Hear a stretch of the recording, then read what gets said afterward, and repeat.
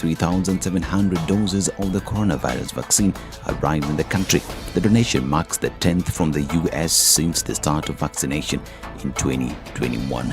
This as Newswire continues to urge you to get out there, get vaccinated so that you can protect yourself and those that you love, and so that together we may win the fight against COVID-19. This is Newswire. I'm Dennis Aseto. Good morning.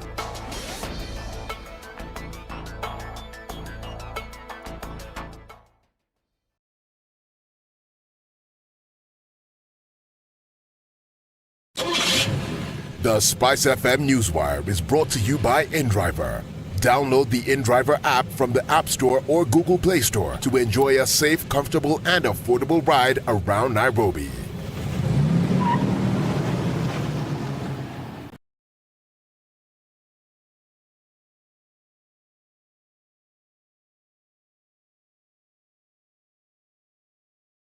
You know, when you see someone being jailed, a governor or two or someone who stole, then people will fear. Because our problem is not the borrowing, it's the stealing. We've become actually a nation of thieves.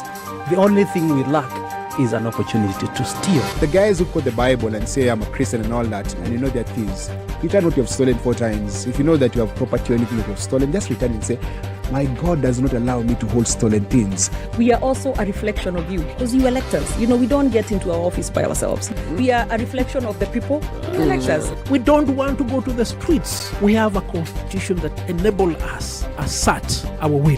When the legislators are now being taken as hostage by the executive for whatever reason, we are now bound by what they want us to do. This is just outside the realms of reality. We have impunity written into the DNA of our political class. How old were you when you learned that Jeshi la Wokoh is Jeshi la Wokoh? I can't say it very well. No, you need to Jeshi la Wokoh. And everyone knows.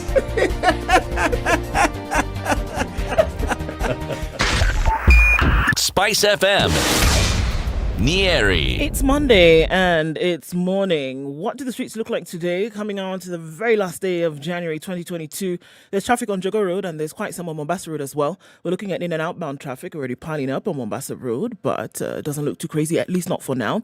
Other parts of the city seem to be very quiet right now, at least. Coming out of Westlands is where we see some action, and a little bit on the thicker superhighway, snaking along as you get into the city. Again, but nothing too crazy. Kiambu Road free and clear, and you can get into the city in and out really quickly if you're coming from Kiambu Road without too much of an issue. Juja Road looks really good, as does Kangundo Road, but we know that that's going to pile up this morning. All right, so now is the time to have gotten out. If you haven't, you might want to try and make that last dash for it. Otherwise, you will be stuck in traffic as we see traffic hour starting really early this morning. All right, I hope we can make it without too much of a hiccup. Let's talk on SpiceFM KE on Twitter. Text on 40127. We keep things moving this Monday.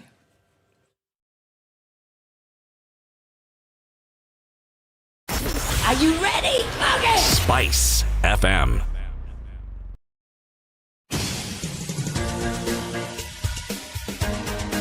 This is The Situation Room, the home of hard-hitting political commentary and penetrating insights about the state of the nation. This is a talk radio experience like no other. The Situation Room, a place for hard truths, debates, and elevated conversations. The Situation Room, witty, political, engaging, deep, controversial. In the room, we have C.T. Muga, researcher, academic, seasoned political observer, a fountain of wisdom in these politically uncertain times. Ndu Okoh, Nigerian by birth, Kenyan by choice, communications expert, Pan-Africanist, a truth seeker and believer in people power, and Eric Latiff, agent provocateur, the man in the chair, seasoned journalist, news hound, a man who believes in punching up, not down.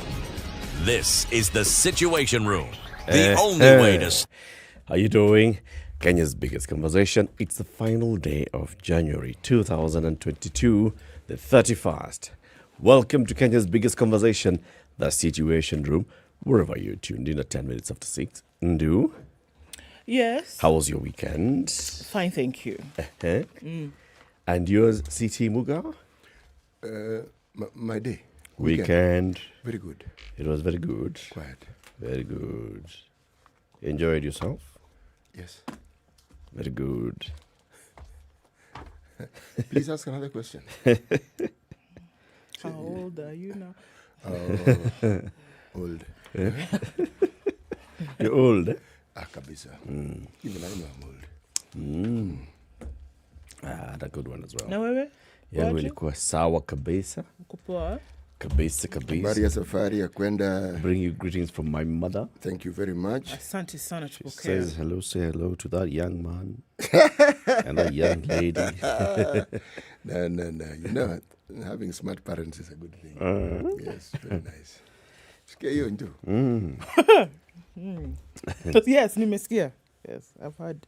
I've also heard So here's a very interesting route. I told you, I was giving you update Ndu on the way. Yes. I also heard it. You started heading towards Mombasa, following Kitui and Makueni, Yes. and then you turned around and came to Imali. Imagine. No, but interesting, isn't it? Ordinarily, to go to Loitoktok, you basically have that one route. You go down Mombasa Road, Salama, Imali. then you Turn turn right. right. Then I thought, that's too mainstream. Boring. Actually, how was... Let's live a little, shall we? How was the After secretary's spending route? like 1 hour in Mlolongo here because of the work that Kenha was doing. 1 hour? Yes. No, that one, they already messed up your day. Totally. So by the time I got to the Machakos Junction, I decided, you know what? 22 Street. Just turn left. Turned left, went to my Machakos. Good day. Continued, went towards Kitui. Good day. So Masi, Makutano. Yep. That's where the road. Places are just called Ma, eh? Makutano. Makutano, Is Ma, where- Machakos, No, Makueni. no, the Makutanos are many. No, the Ma. Yeah, okay. This is the one. There's even a community is referred to as the Ma community. Just so as to make your day. Yeah. Okay. Then I go to Kwavonza, where the Southeastern University is. Into Kitui. From Kitui. You got into Kitui? Yes. You get into Kitui town. The man was a tourist on Friday. Chapat laps within Kitui a little bit like this. Had a little bit of lunch. At where? He's still in You even Kitui. reached Amsterdam. There's a restaurant called Amsterdam in Kitui. They don't have Hilton? No, Amsterdam. Hilton is too old. Yes. We are now in the new age. 21st century. Amsterdam. Amsterdam. Good day. From Well- there, Mutomo, Kibwezi, Mombasa Road, Kam, Makindu, What I'm interested Masimba, Bas. Emali. What I'm interested in hearing is the state of those roads. My friend, That's what I'm interested in hearing. Kenha, beautiful roads. All the way. Marvelous. Marvelous. Stupendous. Roads. Beautiful. Gorgeous. Kwanza, that road from Kitui to Kibwezi. Lovely. And what's lovely the traffic road. like on that road? Not much traffic. It'll remain lovely for some time. Lovely road. Lovely road. So Kenha, when they're finished, the job is good. When they are doing it, Terrible. machosi. Machosi. Anyway, we'll have very many conversations to have this morning. Welcome to the Situation Room. Ndu, Yes. what do we know when it comes to COVID? What do we know? We know that in Kenya, the numbers are dropping significantly. And the Ministry of Health is happy to report that we're looking at a positivity rate now of 2.6%, which is really good. 101 new cases. And this is January 30th. So we're looking at yesterday.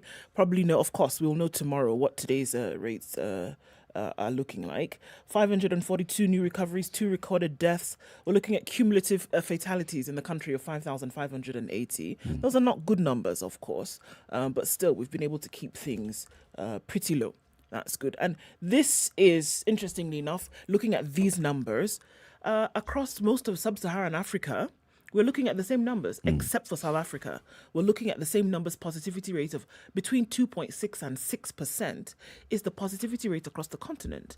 And this is taking into consideration even Northern Africa, which we don't often talk of as sub-Saharan Africa, right? So we saw initially... Because they're not sub-Saharan. Because they're not. We saw initially the spike in the North African countries, Tunisia, Morocco, Egypt, etc. But then they came down. So we're looking at between 2.6 and 6.6% on the continent. South Africa is looking at a positivity rate of slightly higher than that. We're looking at about 10%, but still relatively low when we look at the rest of the globe. And speaking of the rest of the globe, the whole continent, between when we last spoke and today, 375 million. So 75 minus 66 is what, 11? Am I lying? Yes, I am. 75 minus 66, blah, blah, 9. 97 minus 66. It's 11. 75 minus 66 is 9. So we're looking about 9 million cases, 9 million cases between Friday and today, right? The day ending Sunday night. So again, an increase of cases around the globe, and not pretty in terms of those numbers.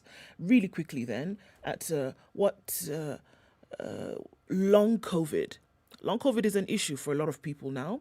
And this is because you test over 21 days, you still test positive, you have no symptoms. But what they're seeing now is that much later on, when they're doing some of these tests, you find that there's lung damage that was hidden during long COVID. And these are now scans that have been taken later. So what they're encouraging people to do is that even if you have tested positive, you have no symptoms, there's no need for hospitalization. The idea is to encourage people to go and get their lungs looked at. So if you've had this COVID and, you go back positive, because I've heard quite a number of stories, even here, you go back, you're positive, you go back, you're positive, another 2 weeks, you go back, you're positive. This is long COVID. You have no symptoms. The best approach is to go in and have a scan done of your respiratory system, because what they're saying now is that later on, and we're talking about 6 months later, you find that there's been significant damage on the lungs. So one thing that folks are being asked to look at quite significantly. So because there's something that they can do about it in the beginning. All right, so what are we looking at in terms of vaccines in the country? Really quickly, sorry, Eric. 24 million vaccines available, 24.6 million, 20% fully vaccinated of the adult population. 15 to 18 years old, 44,000 now. It's about double what we saw last week. Booster doses of 141,000. And 12 million vaccines have been administered. 6.4 of them, total first doses, 5.4 of them fully vaccinated above the age of 18. So hopefully by June, another 10 million people would have been vaccinated in the country, and we'll be looking at 20 million, which is the target. It's interesting you should say that. While we are targeting those low percentiles, they are low, there are countries like Canada for whom those low percentiles represent the number of people who have not been vaccinated. Canada, 88% of the population has been vaccinated. Yeah. But yet, now look at the thrust of individual freedom and how it plays out. Yep. Okay? Because that's really the debate here. It is. It is not that people don't want others to be vaccinated. They want their decision not to be vaccinated respected. Respected. Yes, but then it's a bit of a problem, isn't it, when you have truckers crossing borders. Now that one creates a bit of a problem. Just a wee tad. The siege on Ottawa is waning. Over the weekend, it started dissipating slowly. They expected people in the millions. That hasn't been reached yet. The largest number so far being indicated by BBC is 20,000. And it's whittled down to perhaps around 3,000. But what I got from that is how it is people fiercely fight for their individual rights. And how it is they want you to understand that you are not going to joke around with the individual rights. Yes. Kenya's biggest conversation live streaming on SpiceFM, KE, YouTube and Facebook. Are you online? Say hello. Let's take a look at the weather, and then we'll be looking at who is online. Saying good morning to you all.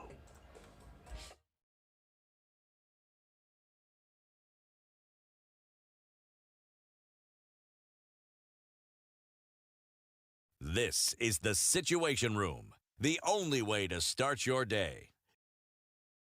I hope you don't believe that a hustler is a poor person. Hustler is a person who is making his a living through hard work. The group of leaders we are having now, Kenyans, listen, the chemical composition is the same. You will mold them to ODM, then NASA, You mold them to Kanu, mold them to Jubilee, mold them to any other different color sometimes, but the chemical composition is the same. It's not about me as Nurdin Haji, but it's about the constitution that I swore to protect. So when individuals attempt to hoard those powers and they want to be investigators and also prosecutors, then of course I have to defend that position because that position is in the constitution and that's what Kenyans wanted. I'll tell you what happens is that when you ignore court orders, you're creating and quoting anarchy. Then you create a very dangerous precedent. A story is told of the first president of the country who also went to visit Madare, presidential tour. And of course, he went to this place and he introduced himself. So one of the enemies says, hata wewe kuna jina kama yangu.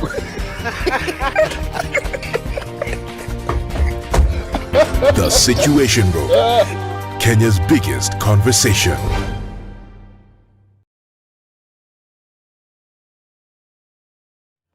A bit of a cool morning in Nairobi at 15. Days are longer, nights are shorter, highs of 24 and back down to lows of 15 today. It's cloudy in Nakuru at 14, highs of 26. And we're looking at cloudy conditions at 13 in Nyeri, highs of 25 and lows of 13. It's clear at 14 in Eldoret, highs of 24 and lows of 13 today. And in Mombasa, clear conditions at 25, highs of 31 and lows of 25. It's clear in Malindi, highs of 31 and lows of 26. Kisumu's waking up to rain showers at 19, highs of 26 and lows of 19, and it's cloudy in Kakamega at 19 as well. We'll see highs of 27 and lows of 16. It's rainy in Kampala at 21, highs of 26 and lows of 20, 26 and mostly clear in Dar es Salaam, highs of 30 and lows of 25. Lagos, hazy at 22, we'll see highs of 33 and lows of 21, while it's raining in Johannesburg at 15. That'll be today's low, going to highs of 24. Light rain in Kinshasa at 24, highs of 32. Out in Beijing, early in the afternoon on Monday, -1. It's sunny, highs of 2 and lows of -6. 8 degrees and cloudy. High winds in Paris, highs of 9 and lows of 3. It's mostly clear in London at 8 rather, highs of 9 and lows of 8. -3 in New York, mostly clear Sunday night. Coming into Monday, likely to see highs of -3 and lows of -11.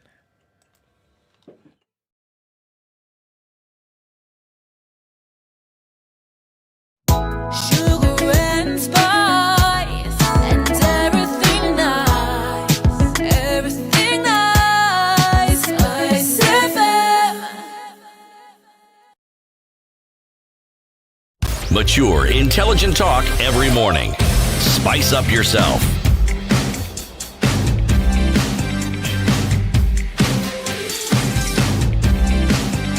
Mornings It's 20 done right. after 6. 94. Hello. Abu Said says he's tuned in from Jizan in Saudi Arabia. Good morning to you all. Have an amazing week, and to you too, brother. Andrew says, thanks for showing up on time. He's listening from Lamington on the 1st of January 2022. On the last day of January 2022. Relatively quiet weekend. Security was enhanced, yes. Quite a lot of folks were a bit nervous this weekend. Wajiro Mwangi says, good morning to you too. Jane Jesh on Dicho tuned in from Kwamtutsi in Mwingi. Bay Wamacha is tuning from Machakos. Simon Wapala says, good morning, MCR, we see you. Good morning, present from... Nakuru City. Vincent Ogutu says he's locked in this morning. And Mbuchi Kiamutugu is also tuned in this morning. From Imara, that's where Nyati is. Charles Luanga Ogato is tuned in from Nyamira County. Quite a number of people online this morning. Meja Mwangi Muisraeli. You Kibul tuned in from Mombasa, the hottest city. Hottest or hottest? Then that is the question. Andrew Jagona is tuned in from Meru this morning. Robert Bogo tuned in as well. Dagi Oguta, good morning to you. Back now in Kenya. Where were you? Says tuned in. Happy to be hearing from you. Great conversations. Asante sana.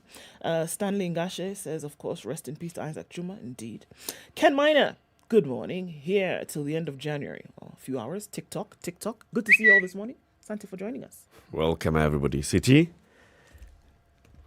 Kuambizana kuko, kusikizana hapana.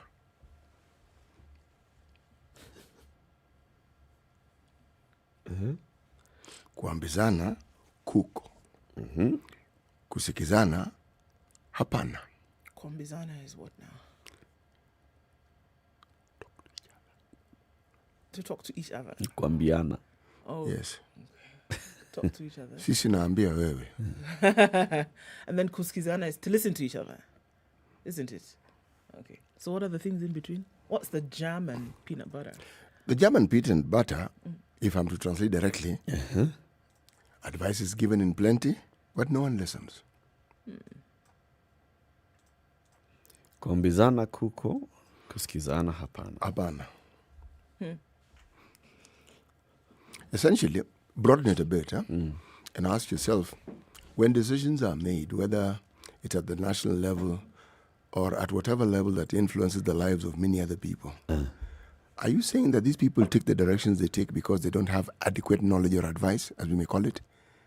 Or is that whatever they have, they ignore and choose to follow a path that they think suits them best? That they've previously decided upon. Yes. Yeah. Yeah. They've been told. They've been told. They know they've been told. You could argue that they've just listened to one section. You could actually. You could. That even what they're doing, they've also been told. Yes. So if you want to broaden the discussion, you could say that then who are they listening to? Because there must be someone they're listening to. Whose opinion do they consider more important? And it could be their own. Yes. Yeah. Let's look at the headlines then. Standardmedia.co.ke. Remember, you can get access to all this content on the Standard newspaper or download the app, the Standard e-paper on Play Store or App Store. What's in the headlines, Ndu? Well, the front page of the Standard today splashed across that high cost of living torments Kenyans. It's not a new thing, but we're looking at slight increases in prices of basic goods. Taxes on basic goods like airtime, cooking gas, fuel and internet have hurt family incomes. Food prices have been rising over the last 10 years. Paying fees 4 times a year has compounded the cash crunch. There's another story about that in the Standard, which I guess we can look at later. But, this is it. Whereas you're used to paying fees 3 times and over a longer period of time, now folks are paying school fees 4 times a year in a shorter period of time. So every 9 weeks, literally. That's what it has been over the last 12 months, every 9 to 11 weeks. Okay. So this story is looking then at how things have increased. 1.7 million workers who lost their jobs in 2019 due to the impact of COVID. Just looking at some of those numbers now. 4 terms in the school year rather than 3 have left families with limited disposable cash. Increase in retail price of beer and other booze between 2011 and 2020, 67.4%. 16% VAT has raised the price of fuel, which has had a cascade effect. 16.9% increases in bread in the last 10 years. Interesting. 3,000. The cost of a 13 kg cooking gas, although the average is 2,611. Some outlets are charging much more. All right, so let's look at some more numbers. 2011, 1,000. 2020, 1,627. Consumer goods that used to cost 1,000 shillings in 2011 cost 627 shillings more in 2020. 53% of Kenyans are living in multidimensional poverty, according to the official data. What was the name of the gentleman who was here who told us, you can be poor on different levels? It was from Kenya Bureau of Statistics, I believe. Yes. Right, so it's looking at different things. What you're able and unable to do then determines the kind of poverty that you are experiencing. 5,995 shillings. Any worker earning less per month in towns is living below the poverty line. 5 to 7.5% inflation. Data shows cost of living is within expected range, but many do not feel it. For many, this is an expensive life that we are living. It's covered in more detail on page 6 and 7. When the Central Bank of Kenya unveiled new banknotes in 2019, the image of elephants that had earned the older 1,000 shilling note the nickname of Ndovu was not as pronounced in the new notes. With a simple change, the 1,000 shillings lost its symbolic grandness, according to this story. Official data shows that you now spend 627 shillings more for what you spent 1,000 shillings on just 10 years ago. Remember that 2020 was a COVID-19 year and the prices of various commodities remained muted because shopping was restricted by social distance rules aimed at curbing the pandemic. In addition, some of the taxes were slashed, a move aimed at offering relief to those who had been negatively impacted by the pandemic. This ensured that prices of various goods and services remained relatively stable at a time when over 1.7 million Kenyans had been rendered jobless. Since then, the National Treasury rolled back the tax reliefs and introduced new levies. So what does that mean? Cost of some commodities then increases. So according to this, folks are not having a grand time when it comes to spending on the things that you need. What is the reason behind the rising cost of commodities? What's causing them to go up? Outside, beyond the tax? Just the supply of the commodities. You know, there's a lot of talk about food security, food safety, food this and the other. And there are efforts that we've seen the government making, but the end result of those efforts have been a bit half-hearted in the sense that somewhere along the line they get sabotaged. Okay, so the supply of something as basic as maize, the Galana Kulalo project was supposed to be one of those projects that would bring an end to this, where you actually have enough maize to meet the demands that Kenyans have. Now, if every other input that is required in the growing of maize is also reasonably priced, how then can the price of maize continue rising? Because alongside this discussion, there's always the discussion of input, fertilizer, and how expensive the fertilizer is. It's not just with maize. You go to the dairy industry, it's the same discussion. The production of poultry and eggs, same discussion. The tiff we've had with our neighbors over the same discussion. How is it that your neighbor who imports those inputs through your port are able to provide the same goods at a cheaper price? The reason is because they ensure that the inputs that their farmers use are cheaper. Yes, whether they are subsidized or not, but they are definitely cheaper. So the price is automatically cheaper. So the support that the farmer is supposed to be given is talk. It would have been nice if these stories actually looked at the causes. What has driven the cost of living high? Yes, it's high, yes, and all. Yes, there's 16% VAT, blah, okay. 16.9% increase in the price of bread in the last 10 years, caused by what? 67% increase in retail price of beer, caused by what? Precisely. So what remedial measures could be taken, if there were any that could be taken, to drive down the cost of living? You know, there's a thirst and a quest to raise money by the Kenya revenue authorities that defies any other logic that you may come about. So if anything can be taxed, they will tax it. Now, their mandate, they don't make policy. They simply implement. Their role is to collect, and they will ensure they collect. Now, the process of collecting also contributes to this very same discussion that we're having. You know, makes it more expensive. Not only it makes it more expensive, it makes it very expensive. For the simple reason that when, for instance, the price of fuel goes up, usually it's because of some tax element. Nothing else. Now, the moment the price of fuel goes up, anybody along that chain who uses fuel is also going to up their costs. So at the end of that particular long chain, there's the consumer, the ones who bear the burden of all these things. Let's take a break. Let's take a look at the traffic. How are the roads looking like this lovely Monday morning? 26 minutes to 7.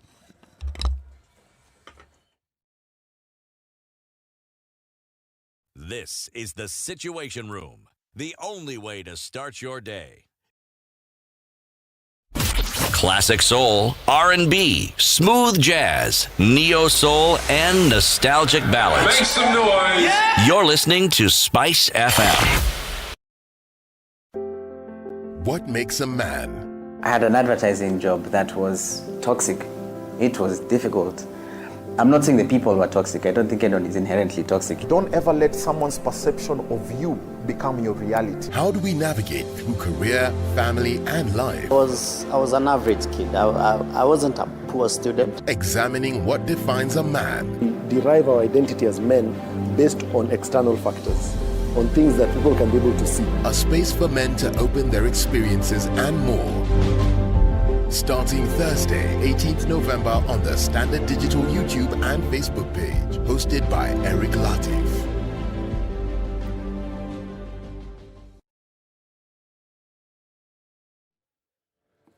Okay, coming up to a few minutes after 6:30, what are we looking at on the roads this morning? Things have increased significantly on the Thika Superhighway. Coming into the city, that has already started to build up, and we are snaking our way slowly towards the Safari Park Hotel. It's also building up on Kiambu Road this morning. Limuru Road still looking good. There's an option to get into the city quicker.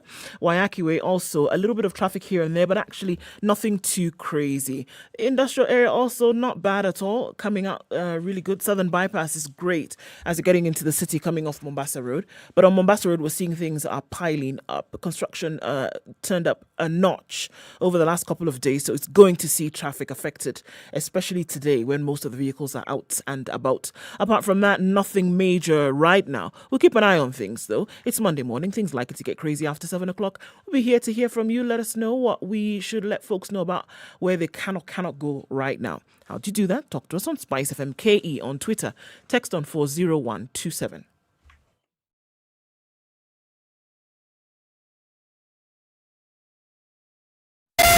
Spice FM, Malindi.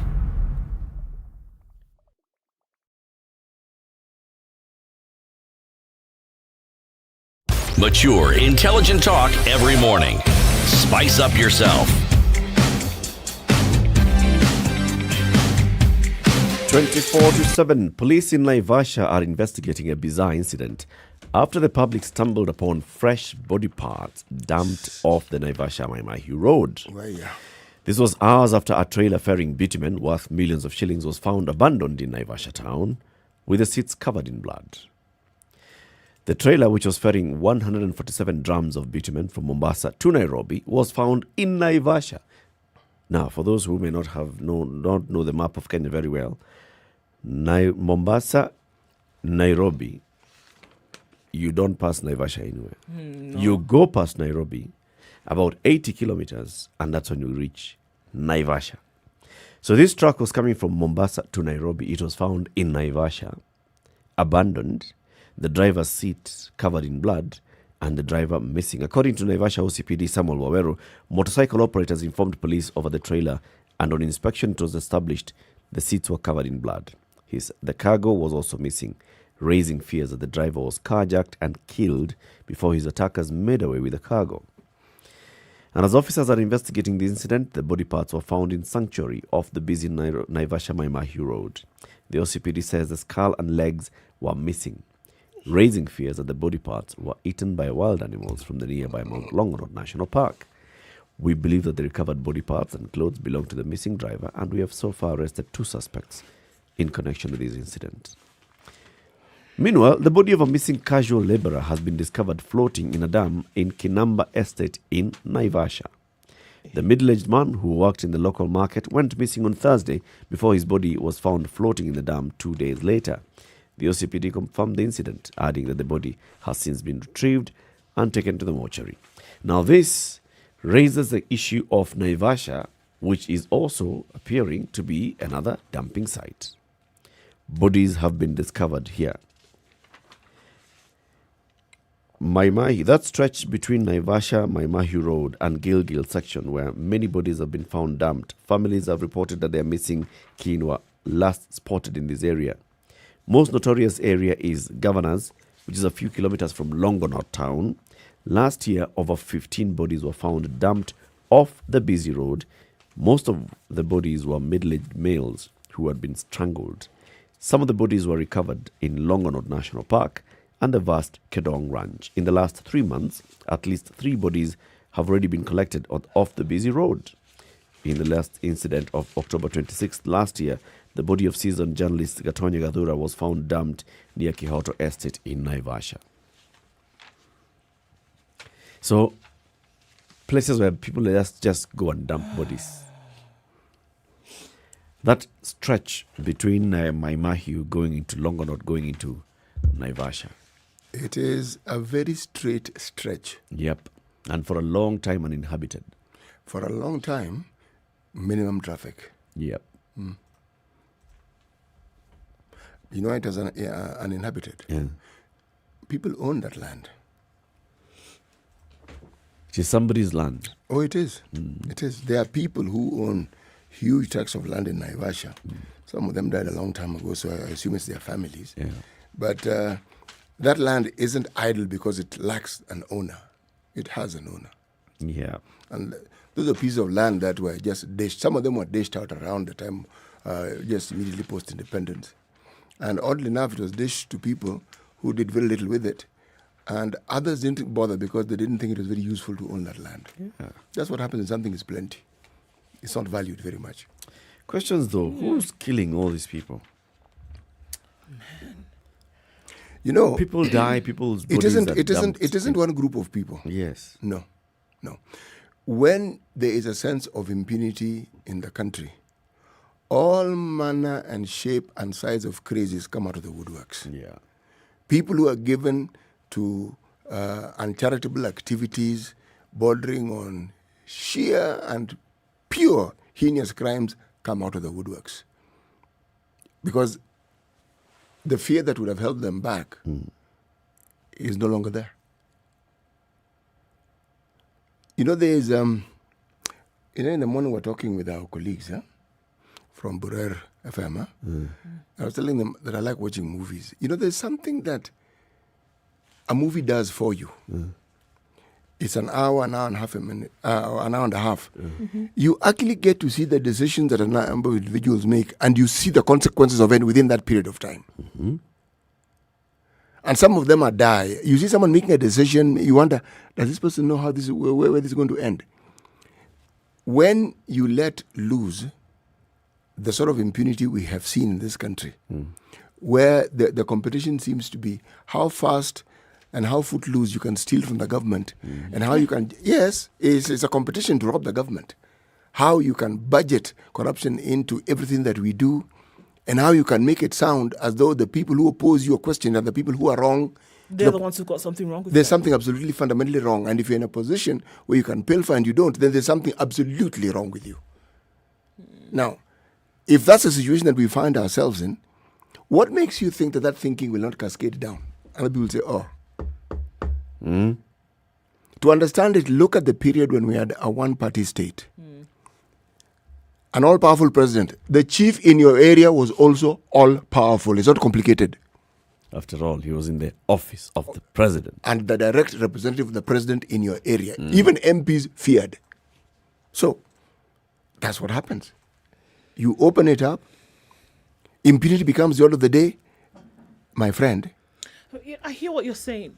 And I think that even more gravely so is that by the time human life is taken away at a whim, and then, the sacredness of life then is really lost. And by the time you're getting to that place where there really is no value on human life, then, boss, we've really, really gone very far. So ask yourself, where is the value? Yeah. What do people value? So it's clear. So that it diminishes the value that you normally place on human life. Well, the value of money and material possession seems to have taken control of the minds of many until the point that you can take away life. Look, we're not talking about running into a bank and stealing money and running away. We're talking about taking life because certain circumstances would play against your favor if this person remained alive. Yeah. You see? So you're getting to that point whereby, you know what? Switch off the lights on this person's life. That's the only way that my territory... Kill them, grab this move. Yeah, can be protected. I mean, if you've sunk to that point, then it's going to take some digging. I think it's also an indicator of the police being overwhelmed or not being adequately resourced to investigate and find out what's really happening. Because if you saw people going to court, because there was a murder case and within a short time there's actually somebody, the perpetrator has been arrested, then that would also serve as a big deterrent. Yeah, even as you're reading, Eric, because, look, the people who have been found, the bodies who've been found, they can tell what happened to them. They've been strangled, so a preliminary investigation has been done on these bodies. And they know that something untoward happened that resulted in death. They already know. Yeah. So like you say, is it overwhelmed so you can't even do investigations? Nobody can be brought to book. There are too many? I mean... It's not that the crimes are too many. the matters that require police attention are too many. Too many. Yeah. Yes. The police are handling just too many many things. things at the same time. Remember how we looked at how the judges and the judicial system are overwhelmed? Yeah. Now, multiply that by a factor of, say, 10. Okay. Yeah. And you have a police situation. Yep. And you wonder, how do they even do the good that they do? Because they do a lot of good. Yep. Yeah. Let's take another quick, very short break, and then we look at other stories in the papers. This time, the Business Daily, or the Daily Business. Daily Business. And the East African. Okay, those two. Good morning.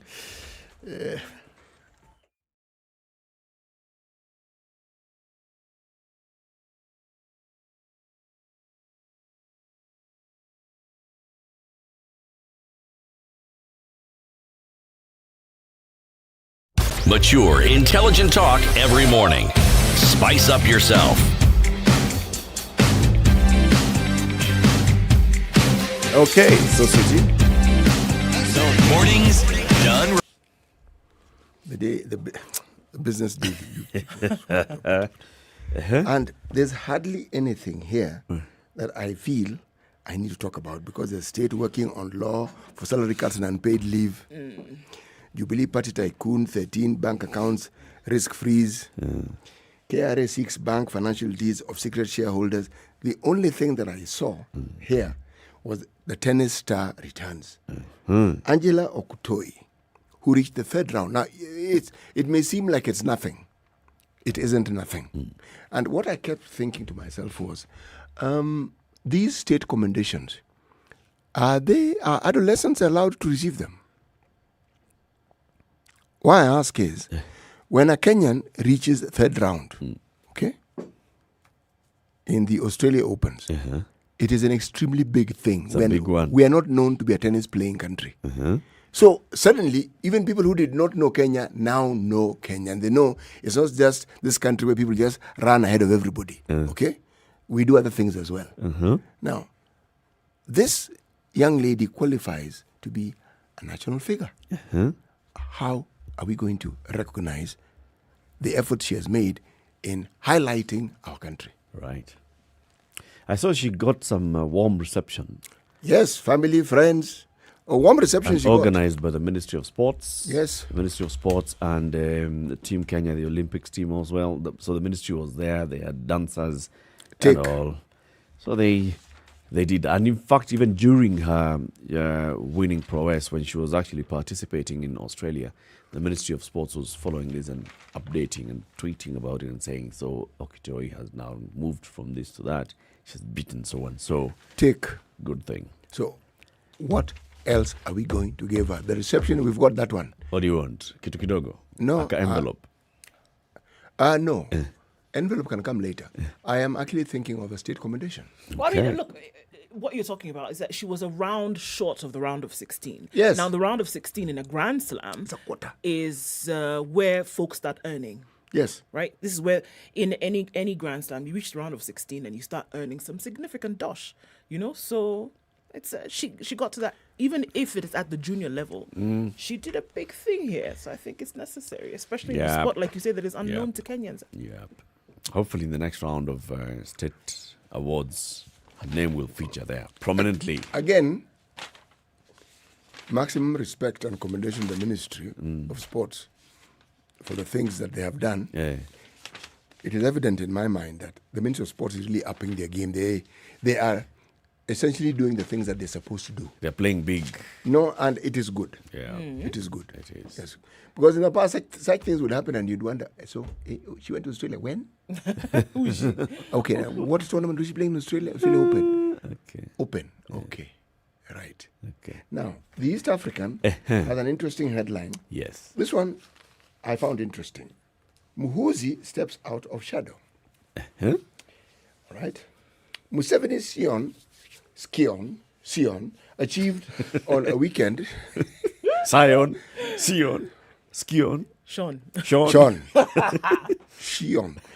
Achieved on a weekend what eluded heads of states and diplomats 3 years.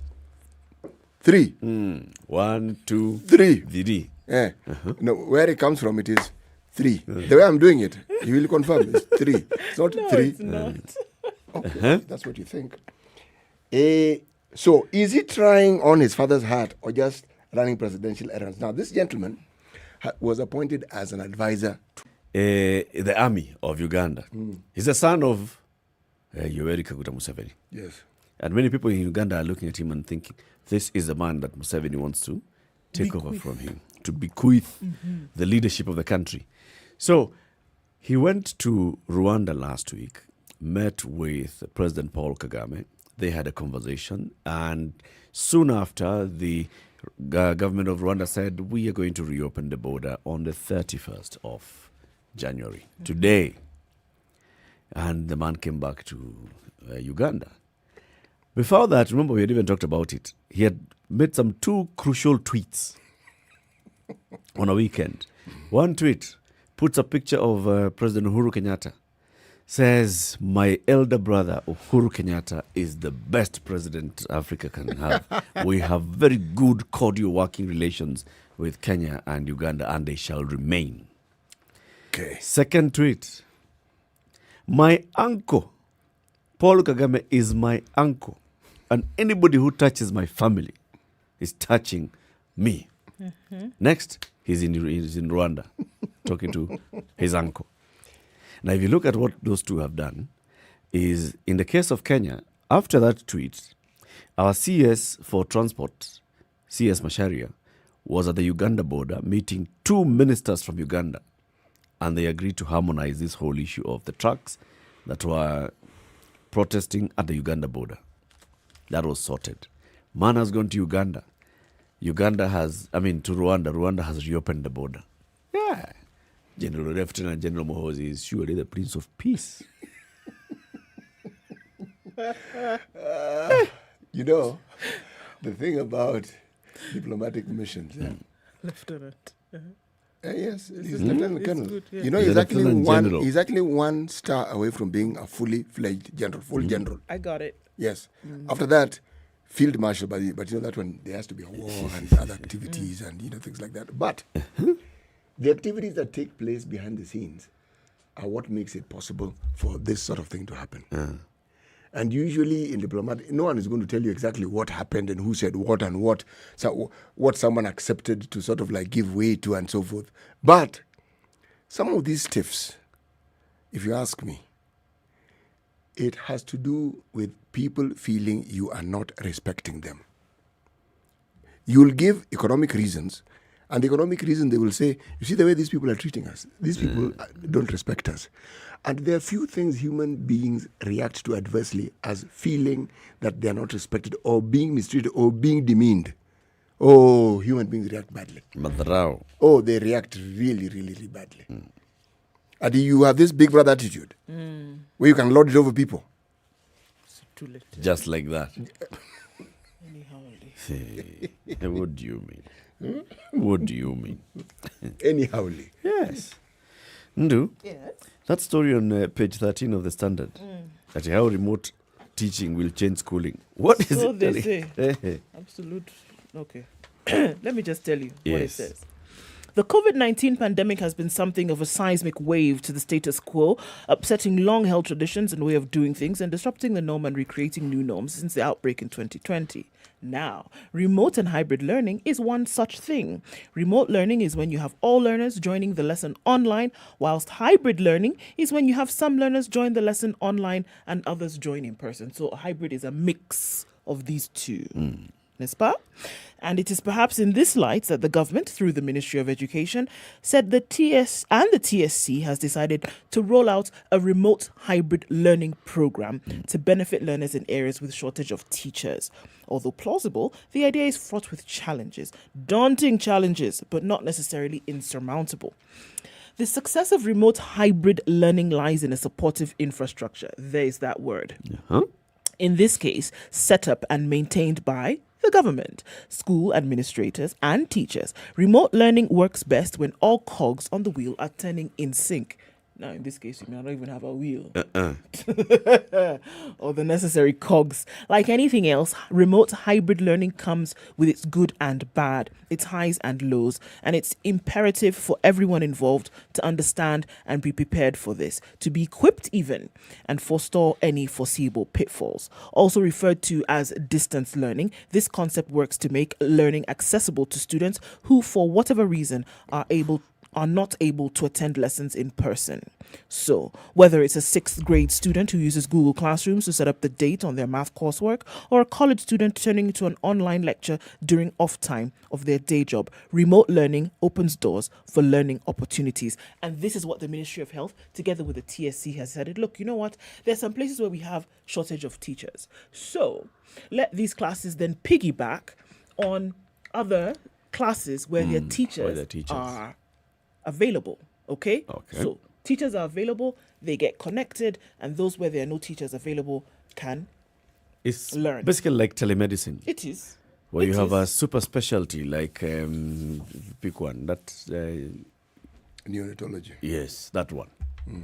So a doctor sitting here can actually attend to several patients in various hospitals across the country. Who all have the same issue. Yeah.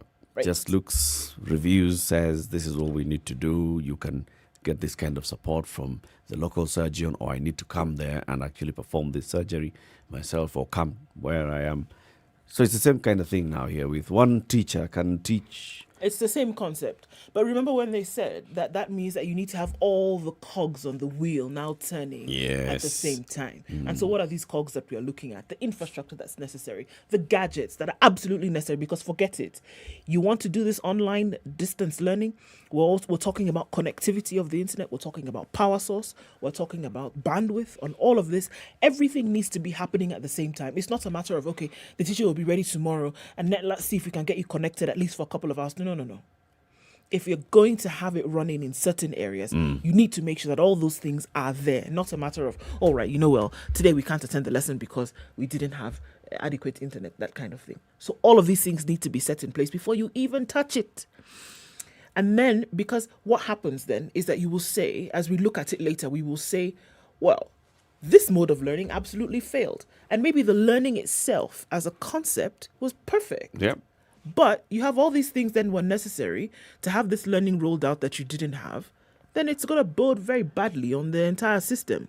You don't have internet, you don't have connectivity, you don't have a place. The teachers do not want this thing to succeed. The teachers don't want it, first of all. So they're going to try and scuttle the process because they're not comfortable with it. They aren't, because of the fears they have. So in as much as there's a lot of energy being taken to roll it out, the process of rolling out should also be participatory. Yes, and augmented with demystifying this whole process. Yes. Both to the parents, the students, and the teachers. Because if you have, because these are the players in this particular field, if even one, again a cog, if even one of these cogs is dissatisfied, the thing won't move. The whole thing won't move. It won't. It will be chaos. It will be rickety at best. And then what will we say? We'll all say this whole thing is just nonsense. Doesn't and then now force will start being applied. And that will have a reaction. Apply force. These lessons must now be done online. They say that we cannot employ more math teachers because we are doing math online now going forward. And then look at it. Where are you likely to have places where there are no teachers? Already you're looking at remote areas. Already you're looking at places where, families are disadvantaged. Yeah. Are you making sure that they have the necessary gadgets and the internet connectivity to have these lessons?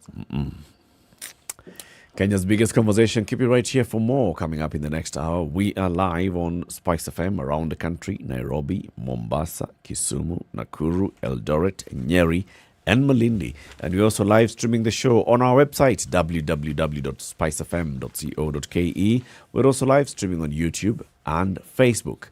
SpiceFM KE are the channel and Facebook page name. Very good morning to you, 7 a.m.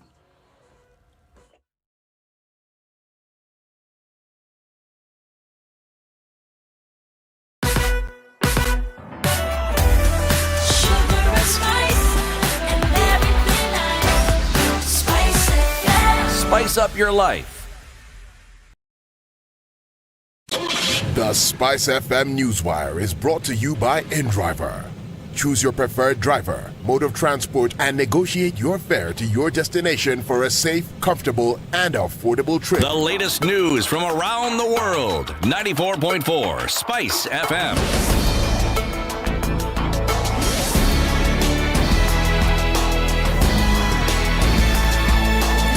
This is Newswire. I'm Dennis Aseto. The One Kenya Alliance presidential candidate will be announced in the next 6 weeks. This is according to NARC Kenya leader Martha Karua, who is part of the coalition. Speaking at a rally that brought together Oka leaders Kalonzo Musyoka, Gideon Moi, Martha Karua, and Cyrus Jirongo in Kirinyaga County, the coalition has now pledged a political volcano and insisted that Kenya's fifth president will come from Oka. We need to look at who we are going to entrust the country to. If you entrust the country to people with a record of corruption, a record of abusing and mismanaging public resources, even if they promise you heaven, with what are they going to fulfill their promises? It is not that Kenya is lacking in resources. Our mistake is to fail to elect leaders of integrity. Kalonzo Musyoka, for his part, has stressed that Oka remains strong while continuing to accuse Deputy President William Ruto, who is accusing the government he serves. Oka, we will continue stronger now. Unajua ndugu wengine walikuwa wanauliza na mimi wanasema wale ndugu walituacha. Whom can you trust? Wakaenda usiku wakatuacha. With Mother and Gideon tutapasua Kenya hii. And there will be true democracy. And we are going to negotiate with others who are like-minded. Ndio ikue ushindi mara moja. Despite frequently being mentioned as a possible candidate for the presidency, Martha Karua has reiterated that she is in the running for Kirinyaga governorship position. And ODM party leader Raila Odinga has promised to set aside a special fund to mitigate the economic hardships of women who are single parents if elected president. Speaking in Kawangware as he popularized his August 9th presidential bid, Odinga stated that his government was determined to ensure that children of such families do not face hardship. The presidential hopeful further reiterated that his 6,000 shillings monthly stipend to the unemployed is feasible, dismissing his critics who continue to oppose his promise. Deputy President William Ruto has reiterated his call for unity in the nation ahead of the August 9 polls. Speaking in Kiambu County, Ruto emphasized the need of a unified nation, saying that every Kenyan should exercise their democratic right without being coerced by anyone.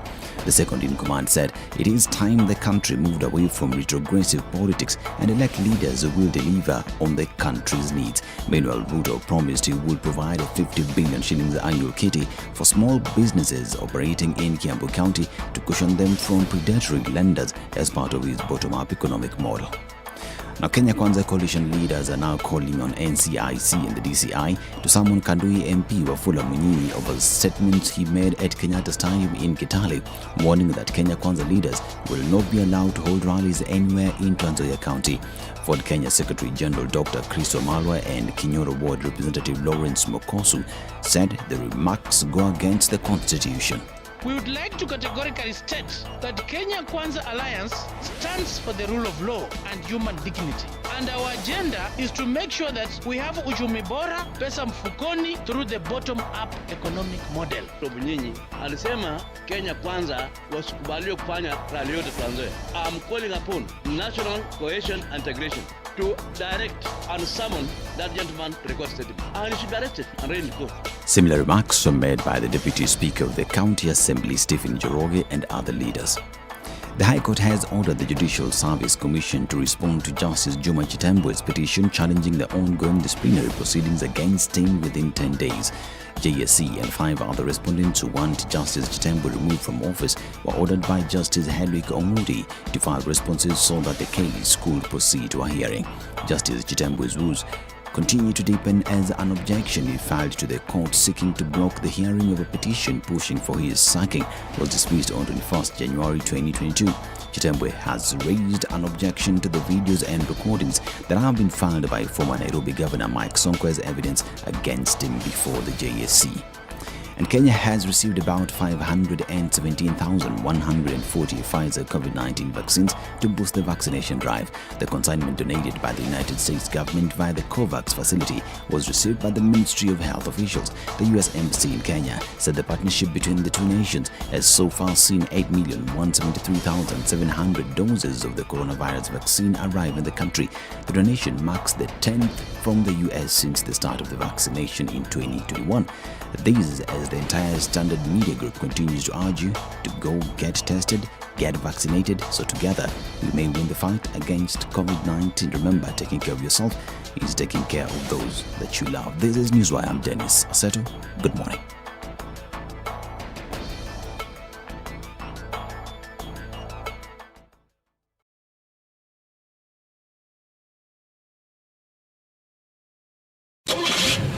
The SpiceFM Newswire is brought to you by InDriver. Download the InDriver app from the App Store or Google Play Store to enjoy a safe, comfortable, and affordable ride around Nairobi.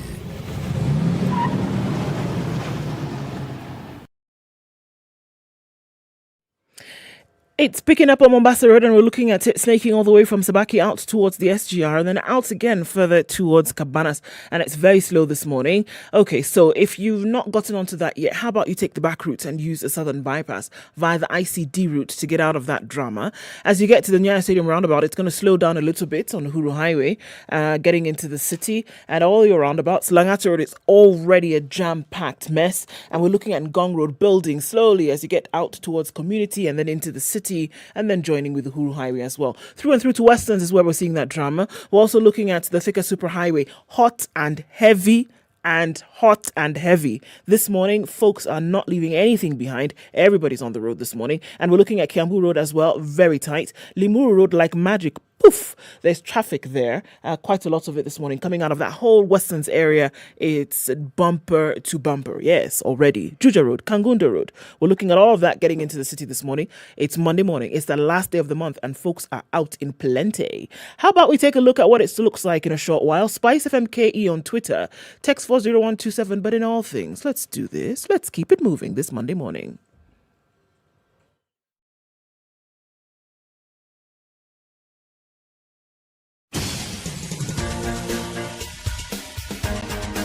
This is The Situation Room, the home of hard-hitting political commentary and penetrating insights about the state of the nation. This is a talk radio experience like no other. The Situation Room, a place for hard truths, debates, and elevated conversations. The Situation Room, witty, political, engaging, deep, controversial. In the room, we have C.T. Muga, researcher, academic, seasoned political observer, a fountain of wisdom in these politically uncertain times. Ndu Okoh, Nigerian by birth, Kenyan by choice, communications expert, Pan-Africanist, a truth seeker and believer in people power, and Eric Latiff, agent provocateur, the man in the chair, seasoned journalist, news hound, a man who believes in punching up, not down. This is The Situation Room, the only way to start your Good morning. day. How are you doing? Welcome to the second hour of Kenya's biggest conversation on this final day of January 2022. We're getting to February and the year is done. You watch and see how February will be finished in 3 days. Like that. What happened? It was February. Yeah.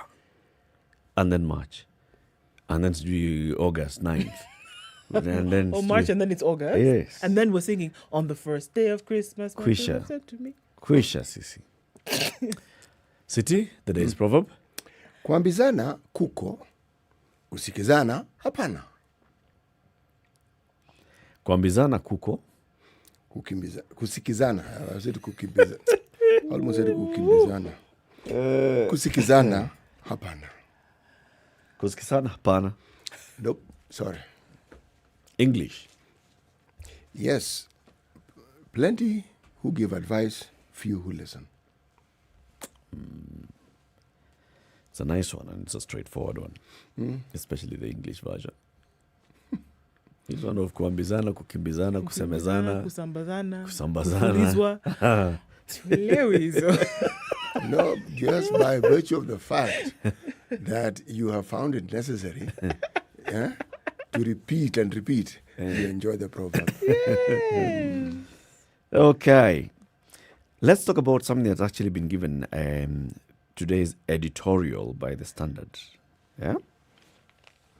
Can I read it?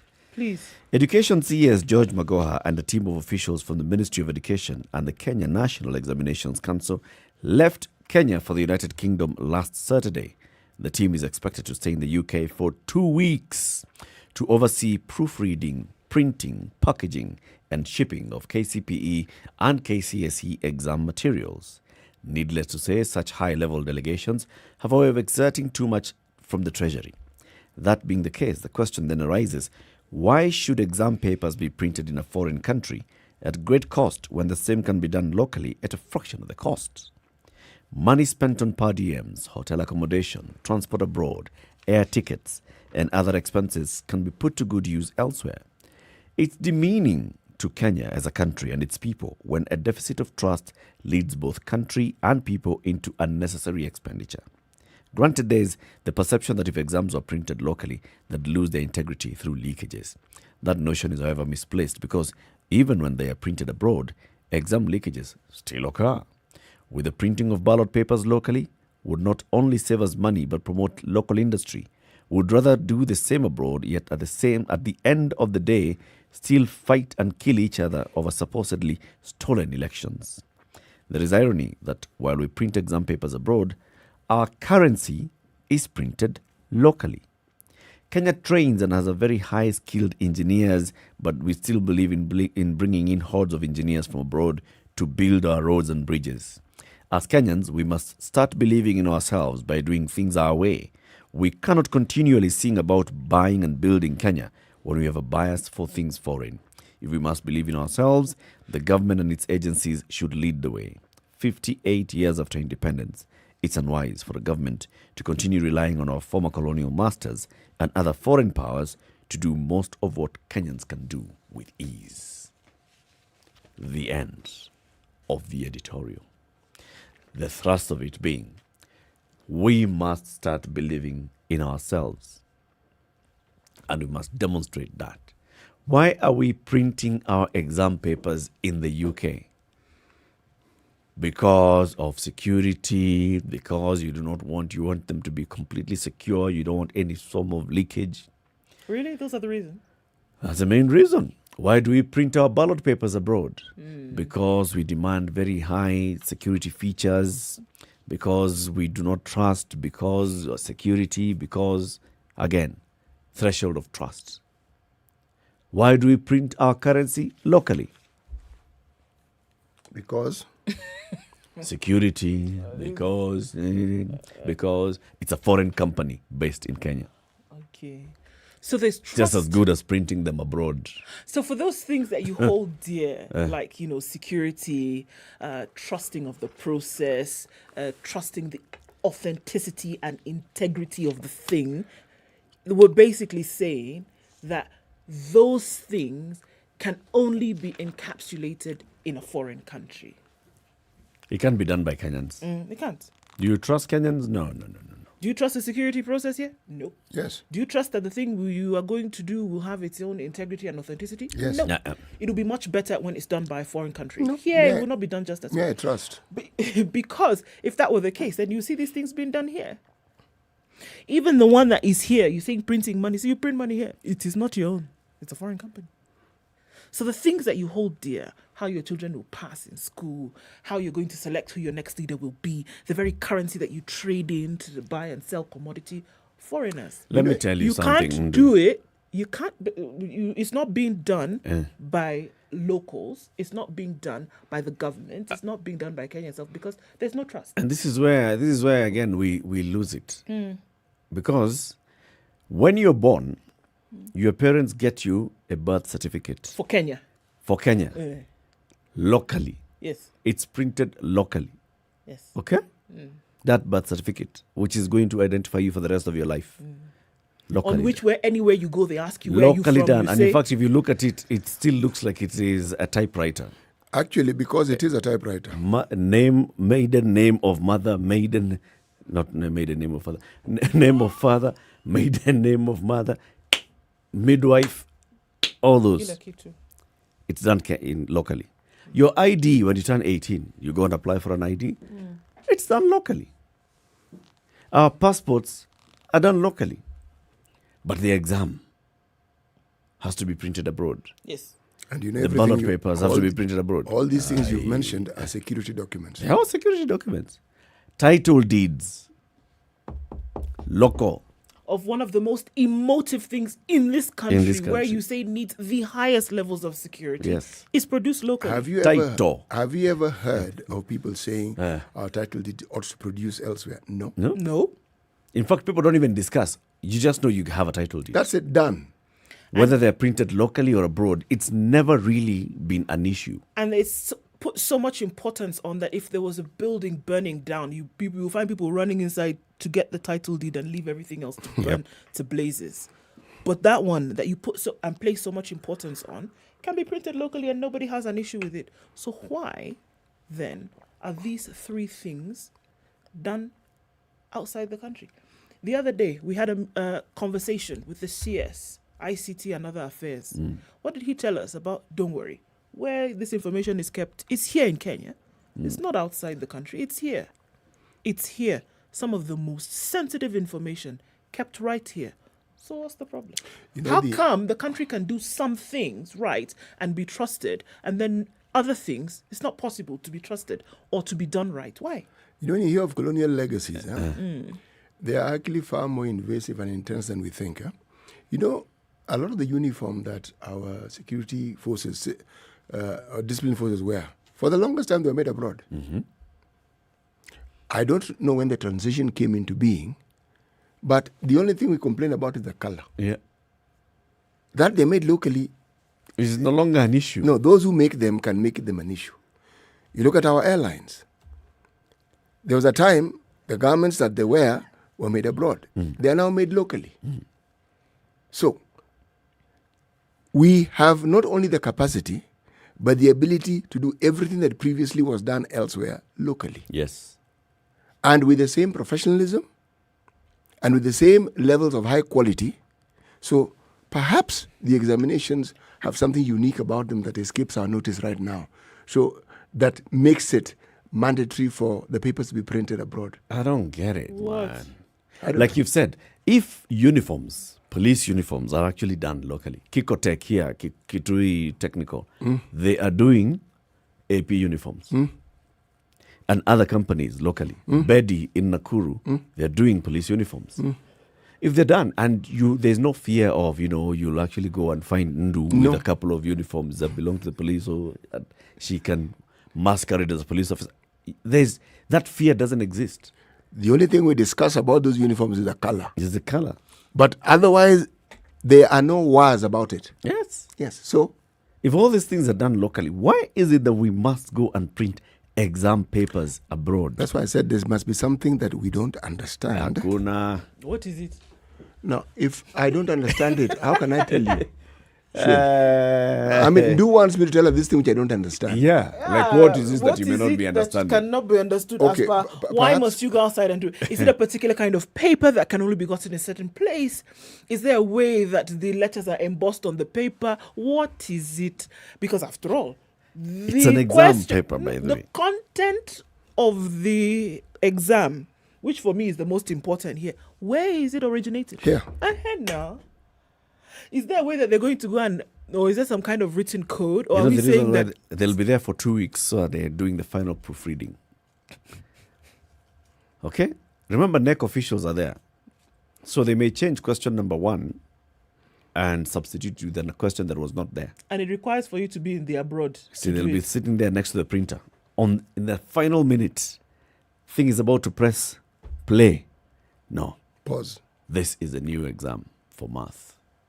And that cannot be done here. If you do it here, see, it will be stolen.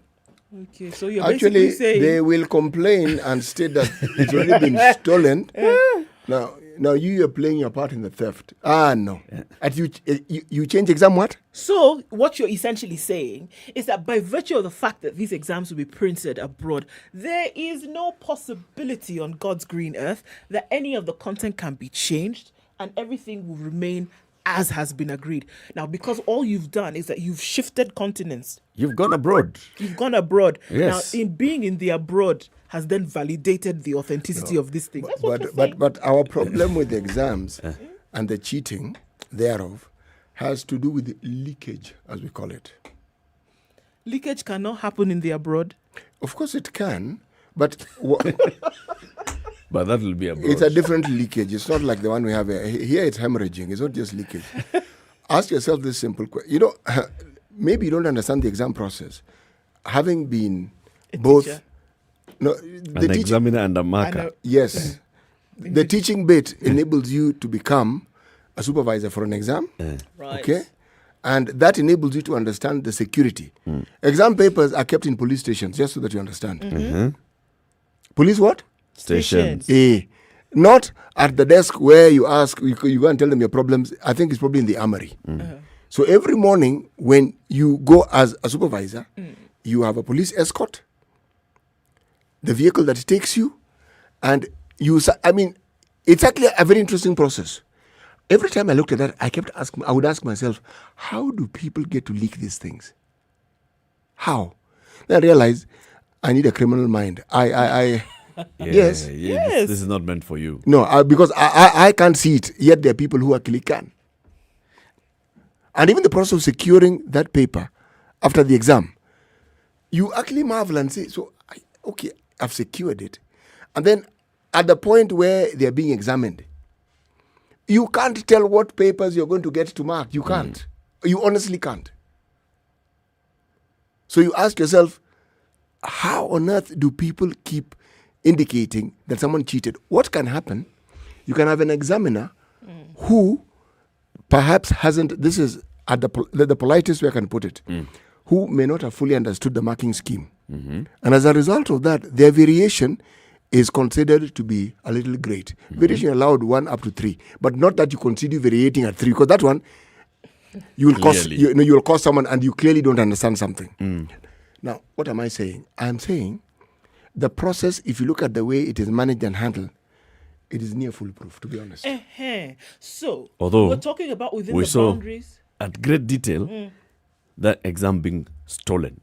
Yes. People actually having the same exam that was going to be arriving at them tomorrow. They have it a week prior. Yes. So are you saying... How are they doing it? I wonder how they were doing that. So you said, no, these are all of the things that could lend to this thing that you don't understand, CT. We're saying that because it's now done outside, right? All of these things are being done outside. The likelihood of this scenario that Eric is now presenting then reduces significantly? No, not really. I came to the conclusion that that thing happened because of the collusion between people who are the Kenya National Examination Council and the individuals who paid to have those papers so that the students could pass. People who are running a racket. Do you remember there was a time in this country that there were more A's than there were D's? Yeah. Yes. That isn't possible. In any exam, it's not possible. It's like saying in an exam you have more people at the university with first class honors than those who have just passed. It's not possible. Because the threshold for that first class honors is so high, very few people get it. But this is what we're saying, that the threshold was high, yes, but very many people were able to get those. Then they go to university and the problems began. Yep.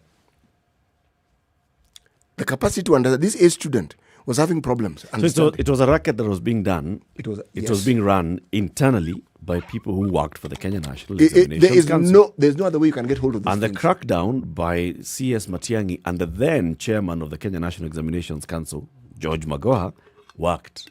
Oh, it worked beautifully. It eliminated those ones. Yes. Now, the former chairman, who is now the CS for Education, is in the UK printing papers so that we can avoid leakage. Explain.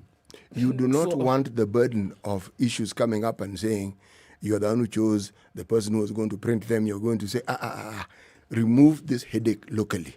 Let the complaints come from other sources about other things. So it's the politics now here. Yeah, but it's not at it. Was printed here, and the bulk of the people who print in this particular printing press are people who come from here. So they're your people. You've ever worked with them before. Or they're so and so's people, and even as they're printing, they can read the papers and they'll know the exam and they can take pictures with smartphones. My goodness, you will not hear an end. So it's the politics of it. It is the politics of it. So this politics is what also leads us to print ballot papers outside the country. Because people don't trust each other, if this thing is done with who are the owners of this company? So the owners of this company, are they also cousins to so and so? Are they cousins to so and so? Who's vying? It's the 17th cousin. Ballot papers printed in Kenya. We focus on the national elections and we focus on the presidential elections. Yeah. God Almighty. Anyone who's been a student of the politics of this country, the fight at the party level and the jostling. Hey. Goodness gracious me. You now take it to the national level where the stakes are genuinely really high. Man, let those papers be printed wherever they print them. Because it reduces the hoo-ha. At least we didn't print them locally. Let's hear from our callers. 0719-012-600. Do you understand or do you even see any justification as to why KCPE and KCSE exam papers for this year are being printed in the UK? Also, we know for sure that this year's ballot papers are going to be printed outside the country. Yet, your ID, local. Your birth certificate, local. Your title, local. Passport. Local. Money, Ruaraka. Local. So, but you've introduced that angle of mistrust, and I think it's just fueled by politics. It is politics. It's a mistrust because people would have the same issues of, I don't trust this title deed. They always have issues, but you want to reduce the angst around it. So print it abroad. Now, if you want to find fault with that printer, that's a different discussion. Now you go deal with the printer. You go and deal with the printer. But you can't say that this person here in this country printed this number of ballot papers. How do we know the how do we know who number? they are linked to? Then you go and do your research. You find the whole family tree, and you find out, this person actually was done. Then therefore, they've even printed extra and stuffed back boxes up. Good grief! What cannot be said? Ballot box stuffing is actually not a side business. It is actually a career. This thing of stealing an election, it's not as simple as people make it. There's some science behind it. You see, we ought to be dealing with the thugs. In the Gambia, they use pebbles. People have pebbles at home.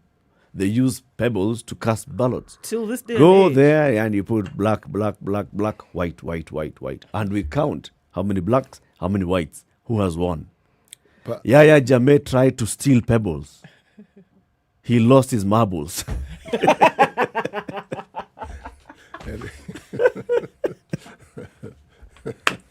What? I was actually thinking that our friends in that part of our continent, these trips that our politicians like making, benchmarking, yes, they should come to Kenya and benchmark. They'll go back there and realize pebbles are good, ballot papers are better. I think we should be dealing with, so how do we address that mistrust in that process? We have forever never had an issue with trusting the authenticity of the exam paper that has come before you. All right? Because here you are thinking, because you're printing it in high security, so you are going to reduce the chances of that exam leaking, going into the wrong hands. So you deal with the wrong hands. First of all, Eric, if you look at, let's talk about the exams for a while, shall we? Yes. Consider the number of cases of cheating that we have in the country. And then consider the number of cases where you do not hear of cheating. The vast majority of people in this country just go through the exam and that's it. Yeah. Right. There are no issues. Yep. And then the cheating, for the longest time, concentrated in certain parts of the country. Okay? Mm-hmm. So, the question that would then be asked, so what? Do these people have a higher propensity for cheating than others or not? The answer isn't even that. You see, you're talking about mistrust. Mistrust is at different levels. There's mistrust that arises from, again, our political arithmetic. Okay? Who is at the helm of this organization? Who's the boss? Yes. Now, that already brings about a whole basket load. And then, if they come from this region, who are they aligned to? Precisely. Which political? His name is Wafula. Obas. Wafula ako chama gani? Ford. Ako Ford gani? Ameenda na kina Musalia kwa ule jamaa. Yes. Wa Wilbur. Hapana, we don't trust this. See, now you've got it. And then there is the level where you want to ensure, remember when tuitioning became a normalized form of educating students, because it was argued the 844 system was too burdensome and students couldn't actually learn during the normal time of education. That is bunk. Absolute bunk. Nonsense. The only reason that learning could be hampered was because of the numbers of the students in class. Yeah. That one. But at the people getting to learn. Now, at that level, there's also who is the headmaster of that school? Where does he come from? Is he a local? If he's a local, it's even worse. Because if you're a local, there'll be local children in that school. That same politics at the national level will be mirrored down here. So essentially, it is something that we have embraced and is part of our thinking. We are always suspicious, always. It's just a question of where we want to direct our suspicion. For the wrong things. We will find direction. If it isn't at a national level, we'll find a local level where we can, but this guy comes from this clan. Let's go to the phone line. 0719-012-600. Kennedy in Kisumu, good morning. Good morning, Latiff. How are you doing? Very well, thanks. All right, fantastic. I've heard how you actually cruised through Kambani area all the way to your place. Fantastic. I appreciate it. Lovely roads, man. All right, cool. Let's wait and stretch our patience to wait for the good thing, okay? Yes. Muga, good morning. Good morning, sir. How are you? I'm all right. And how about yourself? I am very well, thank you, sir. Ndu, my darling, how are you doing? Fine, thank you. Good morning. Good morning. You are doing good? I'm very well, thank you. Fantastic. So I'm happy to hear that. I'm also fine. I'm not complaining. God is in control. Right here is the case. In Kenya, things are very funny. I mean, to take on your discussion actually swiftly, our guys are very funny because they always find a way. They always get a way of twisting around things to actually import them from outside, so that at least they become middlemen and actually make something out of it. Because now it is just something that is cutting across. Take an instance of this student who actually discovered a ventilator at the KU University. They didn't actually promote that. They didn't do anything about it. They're just looking for something to import from outside so that they actually fix themselves in between to make money. I mean, our guys are curtailed, that for sure. So you don't ask yourself a lot of questions. That is their style of life. They have suffocated our sugar industry, especially from where city comes from, and then they import cheap sugar from this other side. They just want to actually kill curtail local. Everything local, we kill it. They kill it because they know how much money they're making in between. If they fix themselves in between, they know how much money. So they are suffocating absolutely everything for them to get the space to actually benefit from making some dubious actually deals in between. So that is their character. Don't be shocked. Okay. Thank you, Kennedy. Thank you, guys. You have a great time. Thank you. 0719-012-600. Let's pick your calls after this quick break. Hussein, I see you're calling from Nairobi. We'll pick your calls after the break. 27 minutes to 8. This is Kenya's biggest conversation, the Situation Room. CS Magoha and officials from the Kenya National Examinations Council are in the UK to supervise the printing of this year's KCPE and KCSE exams, which are due to be held in March. Why are we printing exams abroad? That's a question this morning. Why do we print our ballot papers abroad, yet ID, passport, birth certificate, title deed, and all these others are printed locally? What's wrong?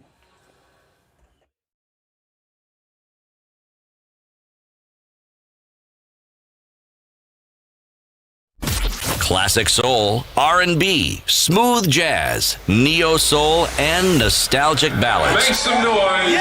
You're listening to Spice FM. you a woman looking to run for an elective position in the upcoming 2022 general elections?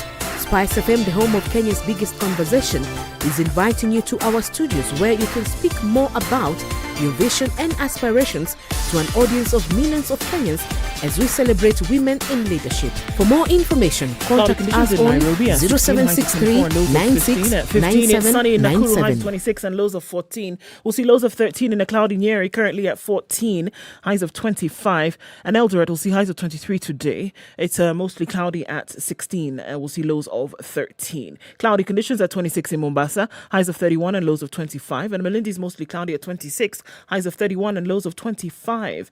It continues to rain in Kisumu at 20, highs of 26. And in Kakamega, it's cloudy at 20. It goes to highs of 27 and lows of 16. Kampala is rainy at 21, highs of 26. And Dar es Salaam is sunny at 26, highs of 30 and lows of 25.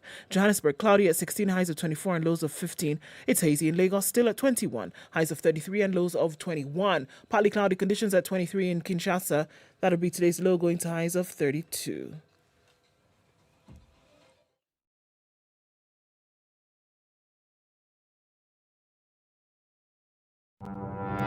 There are so many people peddling what is false and that it bears remarkable resemblance to what is true. Politicians have their agenda, and their agenda is to use every opportunity to sell that agenda and to loot this nation. I have seen major strides that are done in this country when we talk to each other as against talking at each other. We start getting back into the tribal cocoons which were put to us by the colonial powers. You know, they gave us physical freedom but not mental freedom. We're still mentally colonized today into these cocoons of tribe. Now, if you live in an area where it's difficult to find a dog, He's a goat. I kid you not. In which part of this country is it difficult to find a dog? So that you resort. Afande hii umbo yako iko na pembe. Hii ni umba special. This is the Situation Room, the only way to start your day. All right, cloudy conditions notwithstanding, there's still some traffic on the roads this morning. We're having a dot of traffic on the southern bypass today, but not too crazy. You can get out of the Huru Highway traffic with that. Getting up Mombasa Road also, the southern bypass will help. Quite some traffic. We're looking at it coming all the way from the Weybridge. Okay, so understand, if you're coming from Lolongo, there's a part of that road that has been locked off. So you cannot use the inner lane, and everybody has to snake along the ex-service lane to get towards the SGR and then out towards Cabanas. I'm going to repeat. The middle road has been blocked off for all oncoming users from the Weybridge. So you can't use that road until further notice. So yes, surprise and good morning. Where else is there traffic this morning? We're looking at industrial areas quite tight. Uhuru Highway then into the city and out towards Westlands, coming off Thika Superhighway. That is thick today. A lot of traffic as you go way past Clayworks today. Also coming out of Gigiri, Westlands, that whole area. Some traffic this morning. Shall we talk in a bit and see what it looks like about 8 o'clock? SpiceFM KE on Twitter. Text 40127.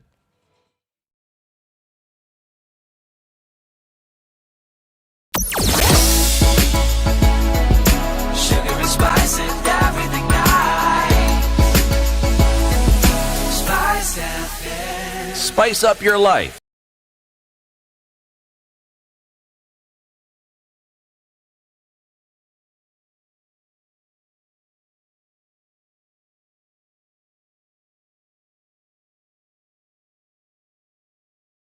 Twenty-two to 8, the conversation continues right here, Spice FM online, Spice FM KE on YouTube and Facebook, and www.spicefm.co.ke. So, we are talking about the printing of exam materials abroad, printing of electromaterials abroad, printing of currency at Roraka, printing of IDs. I don't even know where IDs are printed. Do you know? I have no idea, but they're printed. But they're printed here in Nairobi. Do you know where passports are printed? Yes. Where? We within the places you go to get your passport. Right there. Right there. They don't take it elsewhere. It's a hub or two. Mm-hmm. The equipment is right there. It's right there with them. Yes. They don't take it. It doesn't leave that premise. Right there.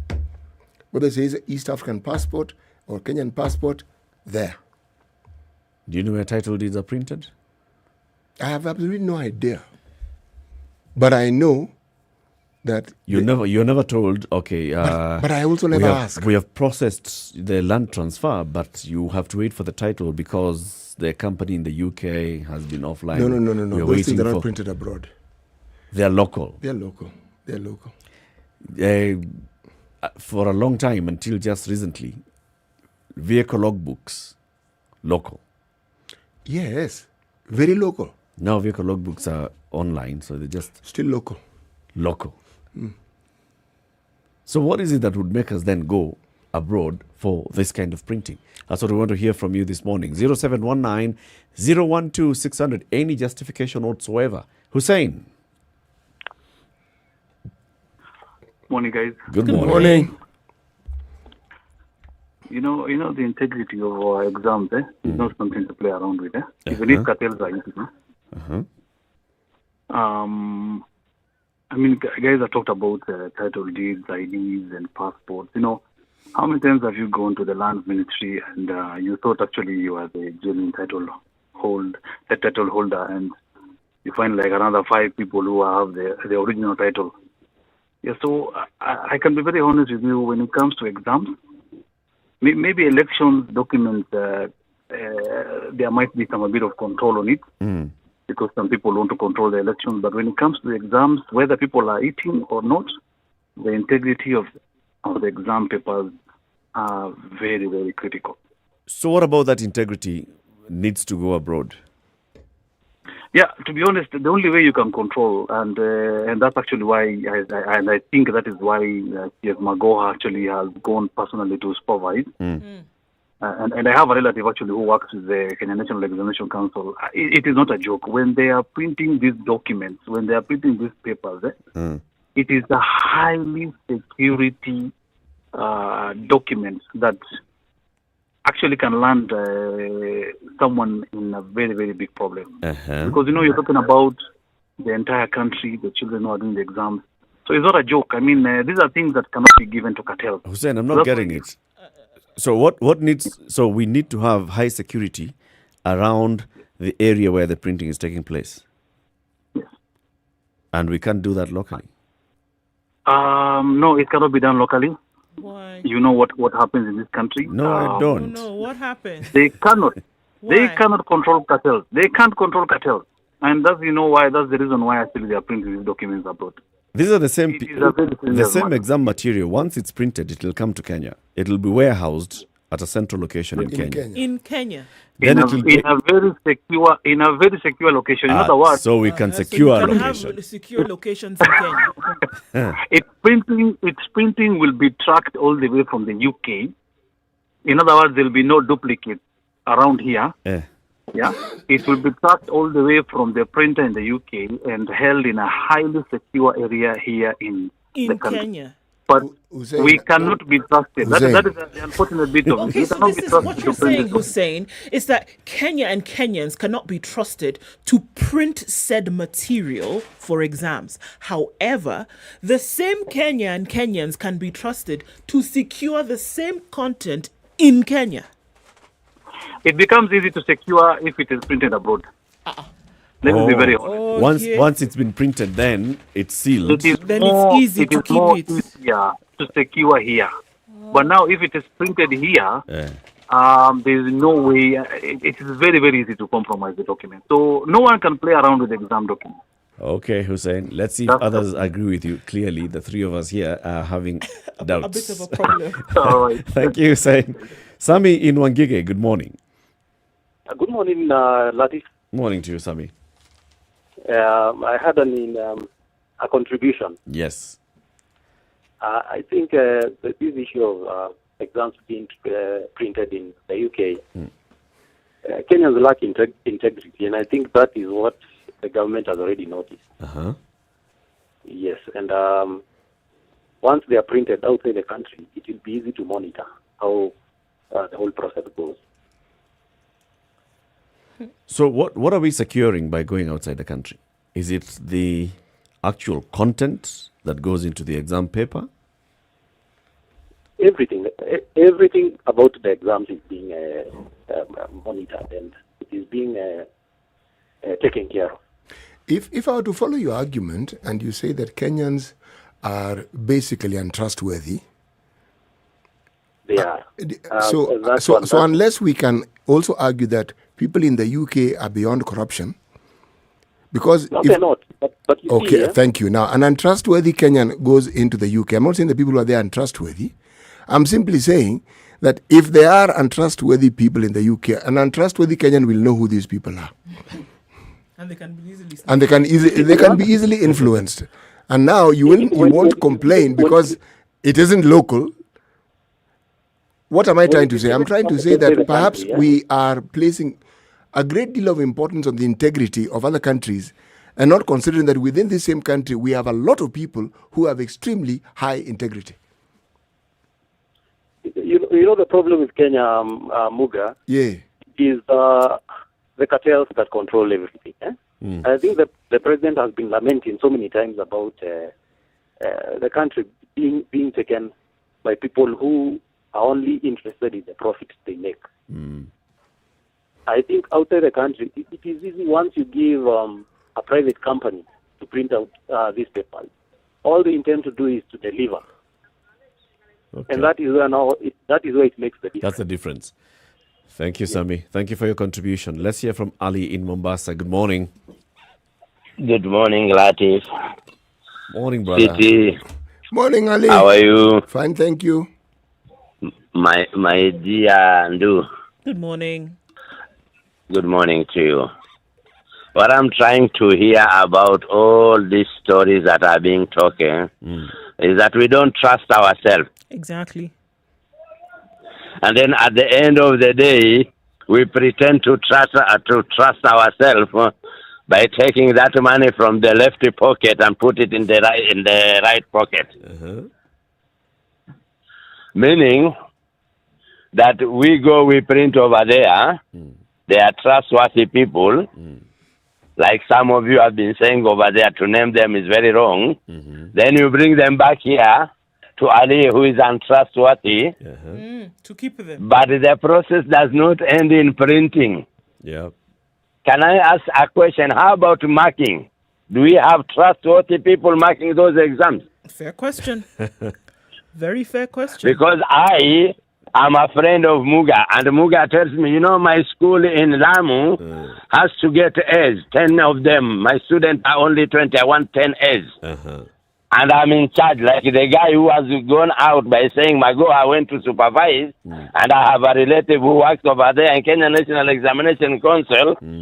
So it means he is the one who is going to benefit by getting those loopholes. True questions. We don't trust ourselves, and that is a bad precedent we are setting, that we Kenyans are not going to do anything right by printing the papers outside. We don't trust ourselves, but we trust ourselves in giving those gombas, they say gombas, to our people when we are looking them here. Yeah. Sorry.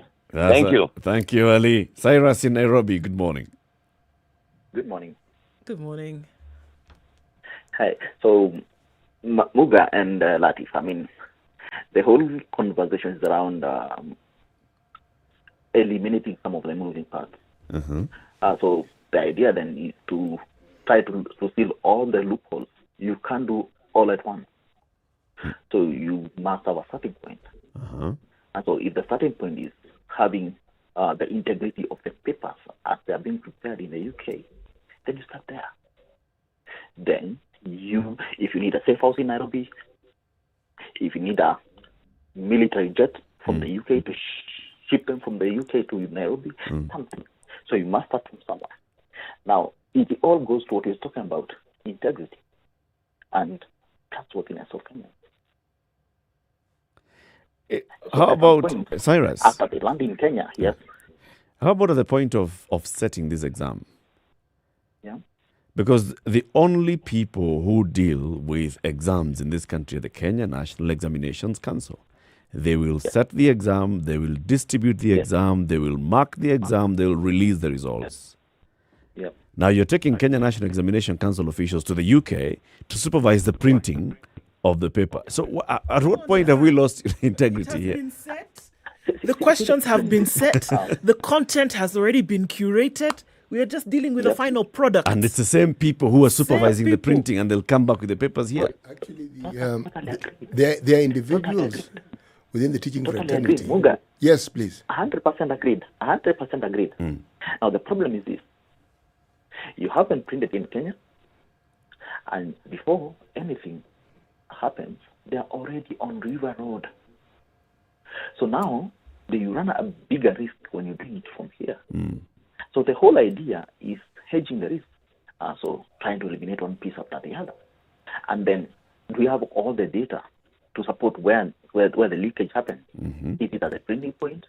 Is it at the storage point? I would want to assume whoever made the decision to have them printed in the UK, the thinking behind that was the biggest risk was that printing. Okay. Yeah. Okay. Yeah. Thank you, Cyrus. Thank you for your call. Anthony in Mombasa, good morning. Morning, guys. How are you? Very well, Anthony. I think it's not that we do not trust each other. Is that we are underestimating the degree of influence of these so-called cartels in Kenya. Yes. We have cartels in the education system. We have cartels in the judiciary system. We now have the system. So we are playing around talking about Kenyans, but the main problem we always face are these things called cartels. The influence they have in our government, in our institutions. So the day we decide these papers are printed in Kenya, you will find them circulating a day or two before the paper is done. They will ensure it is hard for you to change and bring another paper. So these papers will be in circulation a day or the night before a particular paper. Now, when you go and print outside, you contract a particular company. The reputation of that company is what is at stake.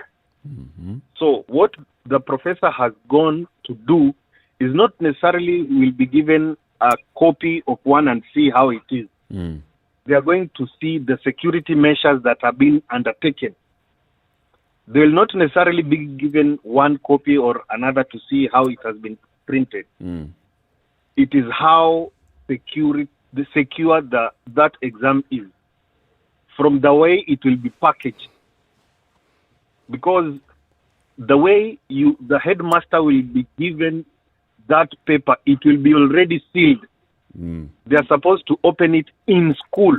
Actually, headmasters are not given those papers. It's the person who's in the supervisors of exams. The headmasters don't touch those papers. They don't even go anywhere near the examination rooms. You see, so if it is the supervisor, there are things they have been told to check before even opening. Okay. They are supposed to confirm ABC. The seal is intact. Yes. So those are the things that they go check. But if it was in Kenya, the printer would steal would print their own extras. Yes, some few extra pages. Thank you, Anthony. Thank you. Let's hear from Emily in Nairobi. Good morning.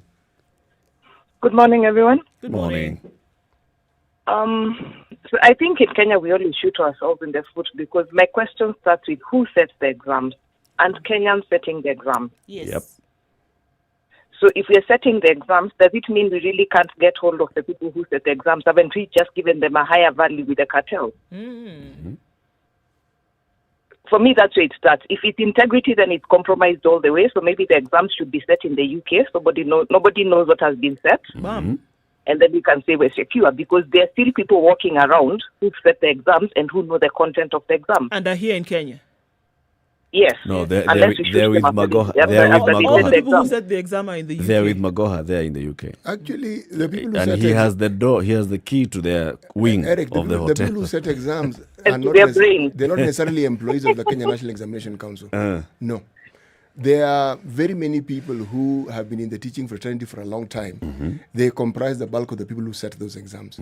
Yes. Contracted by The Kenya National Examination, unsupervised by the Kenya National Examination Council. So NEC will basically we determine saying which those are of not those compromised? questions will enter the exam. And they're uncompromisable. Oh, no. Are they uncompromisable? Far be it from me to speak to speak with positivity about my countrymen when it comes to such matters. What I do know is that knowing the identity of these examiners is very difficult, or rather these exam setters. The people who know the identity of all of them are the Kenya National Examination Council. Mm-hmm. Yes. So if we can protect those people, why can't we protect our exams? If we can go to those lengths. That's the question. Good question there. Very good question. If we can compromise somebody, you're not with me 24 hours and I'm uncompromisable. So why is it that at the printing press that we get compromised? Yes. Doesn't make sense. Not at all. Moses in Nairobi, good morning. Hi guys, how are you guys doing? Very well, thanks, Moses. If I was near Emily, I would buy her breakfast. Yeah? If I was near her, I would buy her breakfast because that is the person who's got. These guys are in Kenya. There's an accountant, a junior accountant who's going to fill up the voucher of the guy who set the exam and pay them. Okay? Now, if you've ever been involved, even in a funeral, see, there's like a program. People proofread. Yes. Before you send it to the printer. Yes. Is it proofread in the UK? And then now you're telling me Magoha is standing at the printing press, watching those plates being made, one by one, every single paper. Then he goes himself with his crew to where they're going to be packed. Yes. Then they are sealed. He's sitting there. Then he follows them all the way to the container they'll be put in. They're put in a pallet. Then he enters the plane with those papers. He hears cargo, he's not sitting upstairs, he's sitting inside cargo so that he can secure them. I tell him, people are just making color. You need to per DM, that's rubbish. Those things can be printed here, but because we have created a situation whereby you want your commissions in sterling pounds, in the UK. Yeah. This is all a scheme There's to nothing. eat. I mean, is your PIN number printed in the UK? Surely. No. And you get it from the bank here. Why doesn't the guy in the bank remove it and know what your PIN number for your ATM is? Yeah. Let's be proud of it. Let's be proud of our country. Let's do something. Let's create systems here that serve us. Yep. Instead of being hostage to old commission structures. It's all an avenue to eat. Exactly. Thank you, Moses. Government per diem by the abroad is very good. You're getting paid $1,000 The abroad per diem is serious. It's good cash. For 2 weeks. Guys, enjoy your day.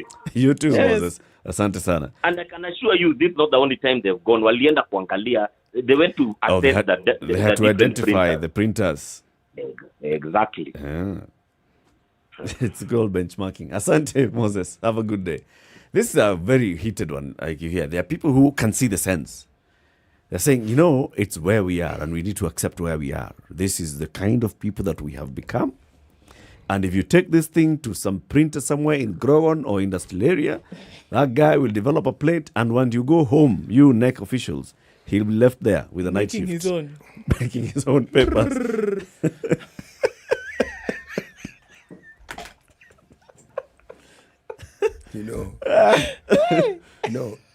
Magoha knows very well that once the examinations have been sat, there will be issues.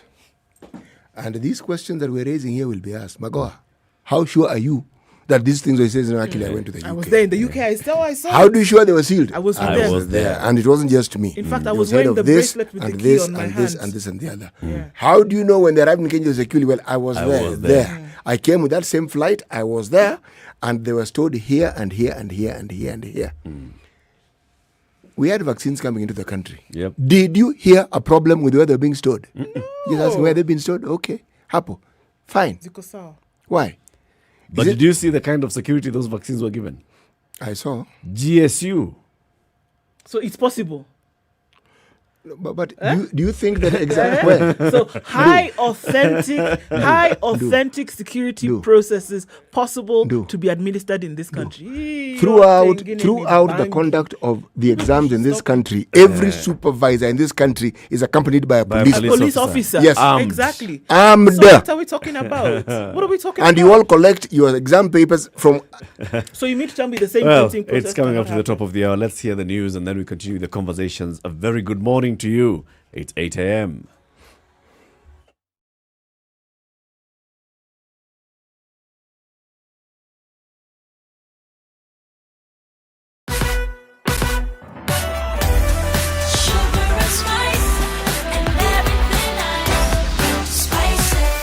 Spice up your life.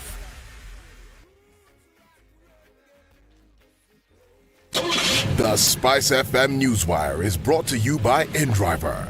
Choose your preferred driver, mode of transport, and negotiate your fare to your destination for a safe... The latest news from around the world. 94.4 Spice FM.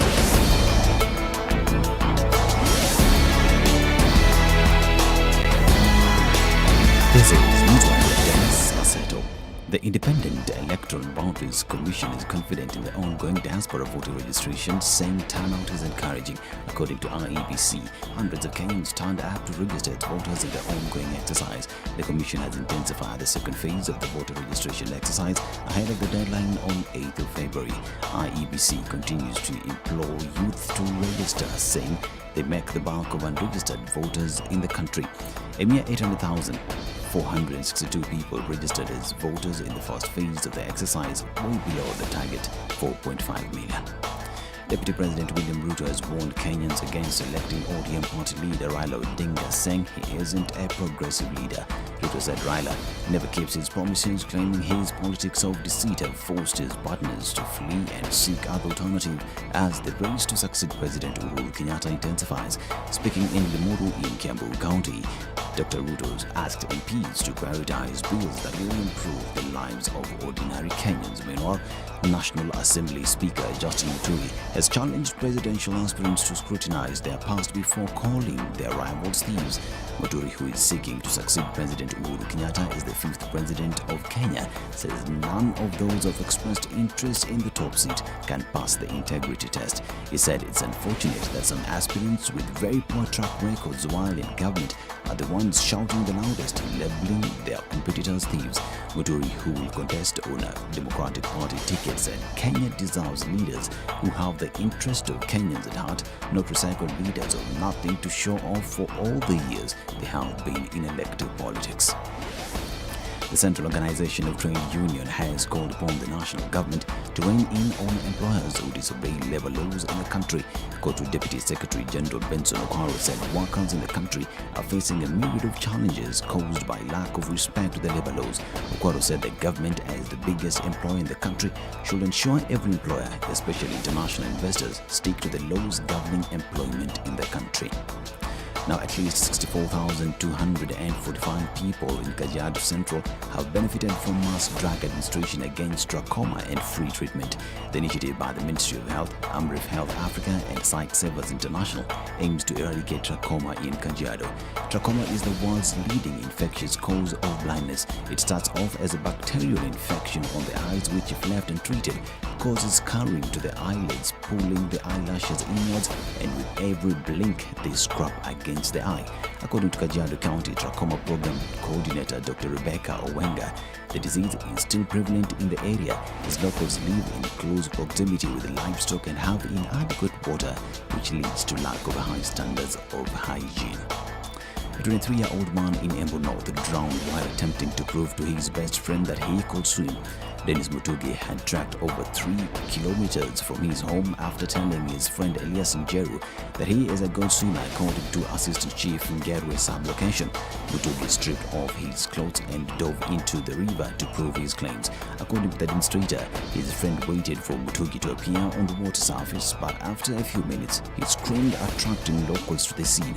When officers arrived at the scene, they discovered his clothes and mud boots, which he had removed before diving into the water, according to the administrator on location. The Kenyan government has requested the Democratic Republic of Congo to repatriate a Kenyan who was arrested in Beni on suspicion of terrorism.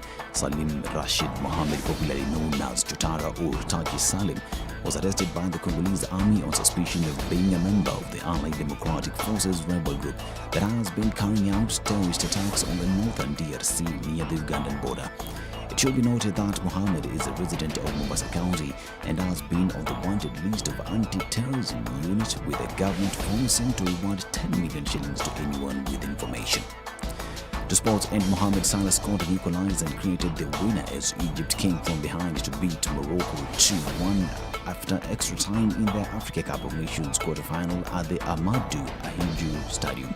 Morocco went ahead in the 7th minute from a penalty converted by Sofiane Boufal, but Egypt came storming back as they dominated the game, with Salah scoring in the 53rd minute. The Liverpool forward then turned provider to set up Mahmoud Trezeguet for the winner 10 minutes into extra time. This is News 1. I'm Dennis Aseto. Good morning.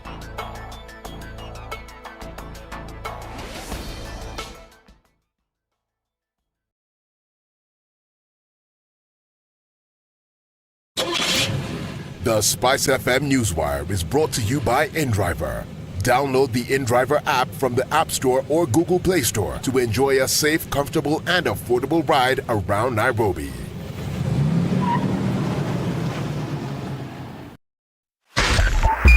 .5 Spice FM, Kisumu.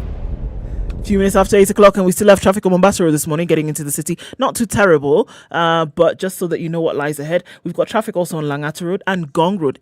Gong Road. A lot of traffic on Gong Road this morning. What on earth is going on? We do not know. Let us know if you see anything, and we can at least share that information with then going towards community and then out towards Uhuru Highway. That's really slow this morning. So there's a mishmash of traffic well into the city. We're looking at traffic coming off of Thika Road, and it's quite something. I can't even see the end of the red. And we're also seeing a lot of it on Kiambu Road, not bumper to bumper. That's actually moving without too much of an issue. Where it is bumper to bumper is on Limuru Road this morning, and that's quite heavy. So it's Monday morning. It's the last day of January, and everybody's out on these Nairobi streets. Let's do this. Let's take care, number one. Number two, let us know and how you can do that. Number three, SpiceFM KE on Twitter, text 40127. Let's keep things moving this morning.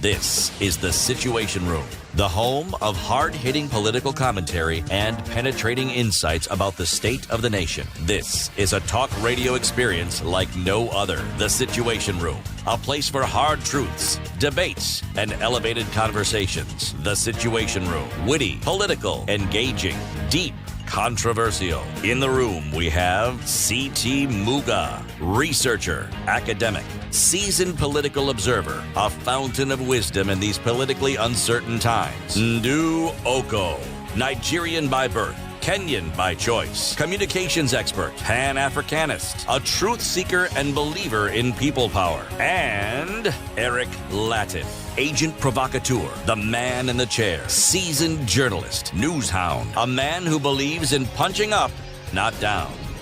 This is The Situation Room, Good morning. the only way to start your day. Welcome to the third of Kenya's biggest conversation, The Situation Room. We're here until 10 a.m. every weekday morning from 6 to 10 on this final day of January 2022. CT Muga has the day's proverb.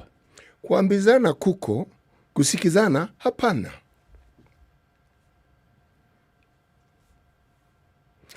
You know, when you say kusikizana, it just means to listen, but it means to listen to each other. Uh-huh.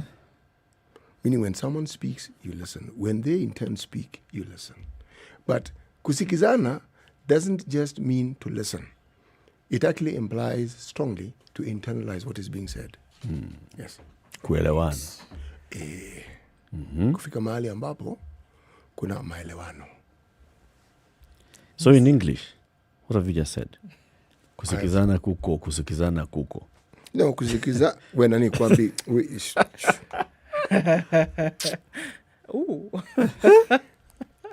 kuambizana kuko, kusikizana hapana. I keep changing it, but I'm saying the same thing. Those who give advice in plenty, those who want to listen, few, to the point of being none. Those who give advice, many. Yes. Those who listen and follow the advice. By a dime a dozen, they say in English. In Kiswahili, you'd say fungu penny. Fungu, a bunch. Penny, 1 cent. Yes, it means for a small amount, bunch of cents. You will get a lot. Fungu penny. Fungu penny. Ile fungu penny. All right. Welcome to the audience on KTN Home who are joining us for the conversation this hour.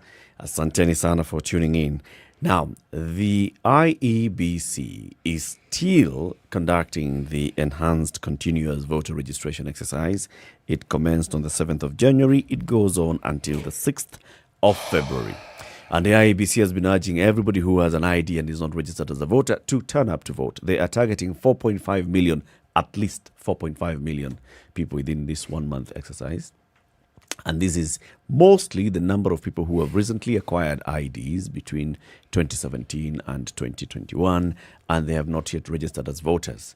But there are very many others who also have IDs and have had IDs before, but they are never registered as voters. And then there are those who've attained the age of acquiring an ID and still haven't received an ID. Yes. Many other people. Now, we've seen also politicians helping the IEBC in sensitization campaigns.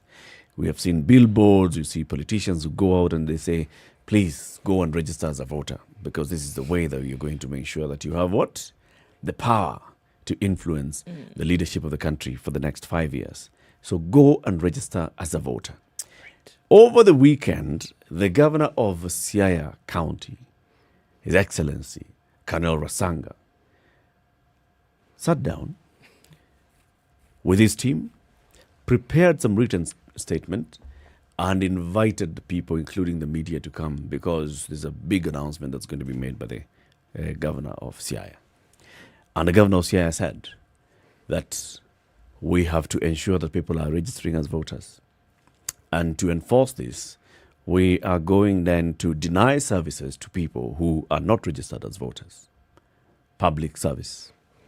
This includes you go to a public hospital and you cannot prove that you are a registered voter, you will not be attended to, among others. Let's just hear what the governor was saying, and this is what he had to say. I wish to inform the public that we are going to deploy extraordinary measures in the county to catalyze the voter registration as follows. Number one, no services will be offered to people without IDs and voter card in public and private. Meaning, if you don't have a voter and and you go to the hostel, you will be turned away. The police will arrest and prosecute persons eligible to hold IDs but do not have them. So we are going extra mile to enforce that so that we... Does the man know that he is actually trampling on people's rights? What I wonder is he even aware that he's trampling on people's rights? What rights are those? My friend, you have... Do you want me to list the sort of rights that he's trampling on? Please. The right to decide and to choose. You don't have to vote. It would be a nice thing for you to vote. You don't have to. You may have an ID, but it is up to you to decide whether you are going to vote or not. Okay? If you are sick, you don't need to be a registered voter. The ID is required just for purpose of registration. But again, that shouldn't be the condition for which you get health services. Health services is your right. In this country, it is your right. Just like it is your right to associate with others. Do you want me to go on? Yes. What the governor seems to be introducing is a time gone by dictatorial setup where he can issue an edict. We'll deny you, we'll even use security forces to do this and this. What are you talking about? You want to force people to register. You can't find a way of convincing them to understand why it's important for them to vote. You want to force them, and you're talking about using forces to actually get them to vote. Now, my friend, that man is breaking more laws than you can count. It reminds me of the same governor, another time where I actually do believe that he should have maintained the gift of silence, around the same time where we had, unfortunately, the case of the miner who had been trapped in the same county. Yeah. And I actually said at that time that he should actually just, since he had nothing of which came out of his mouth, which was, constructive and edifying in any way, and constructive, yes, indeed, he should have maintained the position of silence. This is another such, unfortunately, it has to come from the same individual, but this is another such instance in which, because one of the things that he said was that we will arrest and prosecute those having been found without IDs and voter cards. Surely. Okay. Now, you have the right, it is a right that you have to vote. A right, not a must. It is not an obligation. You are not obligated. And I would like to see where it is that suddenly, unless there was something that has been legislated and he then is privy to this information and the rest of us are not, where it is then being considered a crime, because it is for a crime that you are then arrested and prosecuted, n'est-ce pas? Yes, it is for a crime. What crime then would Kenyans be committing here if you do not have a voter's card or if you have not registered to vote? What crime have you committed against the state upon which then you can be arrested and prosecuted? For what? Actually, the crime is being committed by him. This is what we're talking about here. Do you think there's something Is it that the best option? No, seriously speaking. Here when we're talking about, because look, here we're talking about civic education, things that you should actually do to inform the citizenry. And you who holds a position where you can do this, this is the best option that you've come up with Force. to get people. So now, as you force them, do you really think that you would have fulfilled or that you would have then made people aware and understood the reason why they would be going into this exercise? Have you made it work now by saying this? If you look at the way this gentleman speaks, it tells you a great deal about his mindset. He doesn't seem to think there's anything wrong with coercing and forcing people to do these things, because he's not saying it as though we will just prosecute, we'll arrest, the police and will then judge you in court. Yeah, what? Charge them with what exactly? This is what I'm asking. What crime would they have committed, having not have a voter's card? Meanwhile, you have an ID. What crime would I have actually been have a committed bigger here? worry. I have a bigger worry here. And my bigger worry here is this is not a roadside declaration. It wasn't at your public rally. No. Where people are charged and you can say, he got so excited because of seeing the microphone, seeing the crowds, and he just said, no. It was drafted. It was a clearly drafted and prepared statement. That means that he sat and thought. Okay. He sat, he discussed, we assume, with his team. And his team seems to think like him. And his team, actually, somebody maybe in this team is the one who had proposed, you know what, Mr. Governor? Force this. You know what we need to do is we need to deny people services at the health centers, health facilities, until they register as voters. We need to make sure that police can go and arrest people, and demand proof that you're a registered voter. That, for me, is more worrying, because I'm wondering, how exactly are decisions made in Siaya County? How have you been running Siaya County? How Down. have you been running Siaya County? Down. Now it is very clear how you've been running Siaya County. Then it doesn't actually surprise me, the statements that he made when this poor man was trapped under the mines. It doesn't surprise me. Because then you have to ask the question, as the county boss, if you're able to make such a statement, how have you been running the county all this time? You want to deny people services because they've not registered to vote? You should be asking the question why they're not registering to vote. You should be communicating on matters as to why it's important for them to vote. They have a responsibility. They do not have an obligation. There's a big difference. This guy is not really a governor in the sense of a governor being a people's servant. This guy's a monarch. And even being a monarch, he also is completely disconnected with what happens in government. He's disconnected. Because if he wasn't, he'd have called the county police commander and told him, I want you to arrest. The county police commander would have asked him, but boss, how do I prove that somebody is a registered voter? Colonel Rasanga needs to be reminded that people do not have voters' cards anymore in this country. He's still talking about cards, isn't he? We discarded that in 2010 when Isaac Hassan's IIEC told all of us to go and register biometrically. You just need an ID. That's all it. you need is an ID. There is nothing like a voter's card. So even if I asked you today, City, prove that you're a voter, there's nothing. Unless I have access to the IEBC register, which I told you, put your fingers, and then I have a voter identification device with me. There's no way of telling. The county police commander would have told him, sir, I cannot enforce that because I cannot stop people on the road and ask them, where is your voter's card? There's nothing that they'll produce. They would have told him, the medical superintendent of health would have said, we cannot enforce that because people coming to our facilities may only have an ID, but they don't have a voter's card. There is no way we can enforce. He'd have had steps of being told this is not implementable. But he didn't have any of that. That means there are very many decisions where the county governor goes even to the county assembly and reads the speech and says, the state of the county. This is what my government is going to do in the next 1 year. And all those things are hogwash. Things that cannot be implemented in any way. And yet, speech, That's actually quite county worrying. has actually said that this is what is going to happen. And it cannot be done. It's actually quite worrying. It's like Uhuru saying, this year we are going to send somebody to Mars. Or this year, I as a president, I'm declaring that there'll be rainfall throughout the country. Yes. Okay. Right, because then neither by in a legislative manner or even by common sense does any of this make sense. Because then you'll be asking yourself, okay, some of the vital information clearly you do not have. And you don't just make statements like this if it is not practice, just like you're saying. So when you go to the assembly, what do you say? When you're talking to your staff, when you're making decisions about the things that are going to happen within the county, what do you say? Do you not have this information? Voters' cards, like you said, have not been in existence for the last 12 years. Where then are you getting the information? How do you then prove this? How do you then arrest and prosecute without information?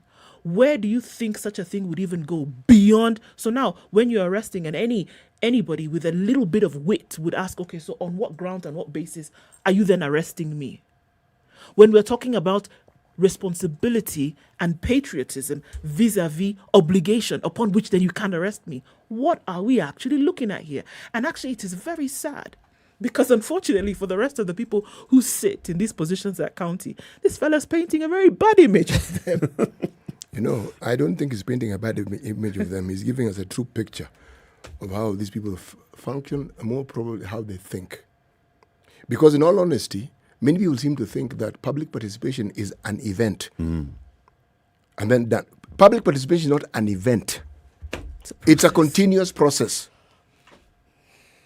If you haven't been talking to people to understand, say, their civic rights, you haven't been getting them to understand why it's important for them to vote, all these things, why it's important to get an ID card. And then you suddenly jump and say, get an ID card. They look at you and say, why? CT, these individuals are people who are sitting at the helm of the very unit that is supposed to drive devolution in the country. Something that was a baby of the Constitution.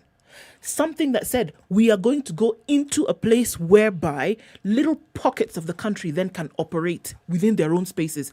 This is the person who sits at the top of one of those pockets. And these are some of the things that you're saying. But it isn't new, is it? I'm not surprised then that things are going the way that they're going. Is it new? And this is another opportunity for Kenyans to then think. And whereby we actually thought that it would be annoying because people now are worried that I might be arrested because I've not registered to vote in Siaya County. What's a little bit more worrying then, or what you actually need to prick your conscience right now is, what kind of leaders are you actually selecting? Who's running the county? What's going on? That's the question that ought to be asked right now. What on earth is going on? The governor is reading a speech. Did he write the speech himself? And he seemed okay with it. The governor is addressing the media. Did he call the media himself? There are people actually whose job it is to deal with media management, media liaison. There are people whose job it is to draft a governor's communication. Does he read it before actually reading it to the public? Oh no. Was it somebody else's idea or was it Colonel Rasanga's idea? Or to actually say we are going to mandate people to get I'm actually registered? praying right here that it's not his idea. That it was somebody else's. Please. It's even worse. No. Because That he read it and at no point did I'm hoping Colonel that Rasanga two actually things think, happened. wait a That minute. two things actually happened here. It was not him, and that he did not read it before the event, and then later was like, "Hold on, guys, what have we actually just said? Can we now repeal this? Because you, as the county boss, you thought this up. You said put it in a speech, and then you came before the public and you read it, and you actually believe in it. Yes. Or more problems. You know, Seriously. when you have a leader who has even an iota of his people's welfare at the heart of his being, it'll be manifested. When somebody in that elevated position presents a Neanderthal view of how you ought to treat your people, complete disregard for their rights and a complete disregard for the persons, where you're saying, whether you like it or not, this is what we are going to force you to do. And if you think you are going to get away with it, look here.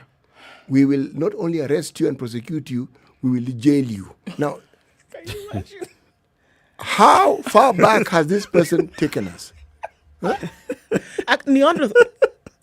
Before pre-civilization. You know, you hear it and That's you what think we're saying. this guy maybe has an excellent sense of humor. This was his way. But it was not funny, man. This isn't funny. The No, guy it's actually not. meant everything that he was saying. He was serious. I mean, Yes, you've he seen was the serious. video. And He here you're is talking about serious. civil rights. The fella doesn't give a toss. No. Civil rights, human rights. The thing that Basic, understand government. You have been governor for how many years now, Colonel Rasanga? 2 terms, right? Yes, 9 years. just about reaching the 10 years. Yes, 9 years and some months. And all this time, it's never occurred to you that, okay, I am a politician. People go to vote. They don't have a card that they use to identify as voters. You don't even know this. I am a politician. I am the governor. I know that voting is not mandatory in Kenya. I am a politician. I am a governor. I am in charge of the county's health system. I know the importance of healthcare and that the medical superintendents of health in the various health facilities actually are employees of the county. So I give them an instruction. I ought to know the import of the instruction I'm giving. Or the mechanisms through which instruction then will be carried out. Yes. The mechanisms through which will be carried out. Because here you are saying something about criminal activity is the only thing that will get you arrested and charged in court. Criminal activity. And here you are saying clearly that you don't understand the mechanisms under which this particular process will play out. Actually, how then are you going to prove it? Under what auspices will you have these people arrested? Activity, the person here who has actually brought to the fore criminal activity is the governor himself. How on earth do you trample on rights that people fought for so long? How? You know, if we were to take the view that somebody else wrote this thing, then you have to bring in the very idea of sabotage. Yeah. But then if you bring in the idea of sabotage, then you're going to bring in the concept of someone who reads speeches they haven't read through. And that they've been sabotaging him all this time. Yes, and that one... And he's never noticed. And he's never noticed that he's because under he did not sabotage. notice. Yes. Now, this one will tell... That's where Eric's notion of the danger comes in. The people of Sierra have been in danger all this time and they did not know. Even the people of Sierra also did not know. Yeah. 28 minutes past 8. Let's take a break. We'll take your calls after this. 0719-012-600. This is the governor of Siaya County issuing an edict saying that if you're not registered as a voter, you will not get access to public services in Siaya. This is him. He was reading a speech. I wish to inform the public that we are going to deploy extraordinary measures in the county to catalyze the voter registration as follows. Number one, no services will be offered to people without IDs and voter card in public and private, meaning if you don't have a voter and whatever, and you go to the hostel, you will be turned away. The police will arrest and prosecute persons eligible to hold IDs but do not have them. So we are going extra mile to enforce that so that we maximize on our numbers. This is the Situation Room, the only way to start your day.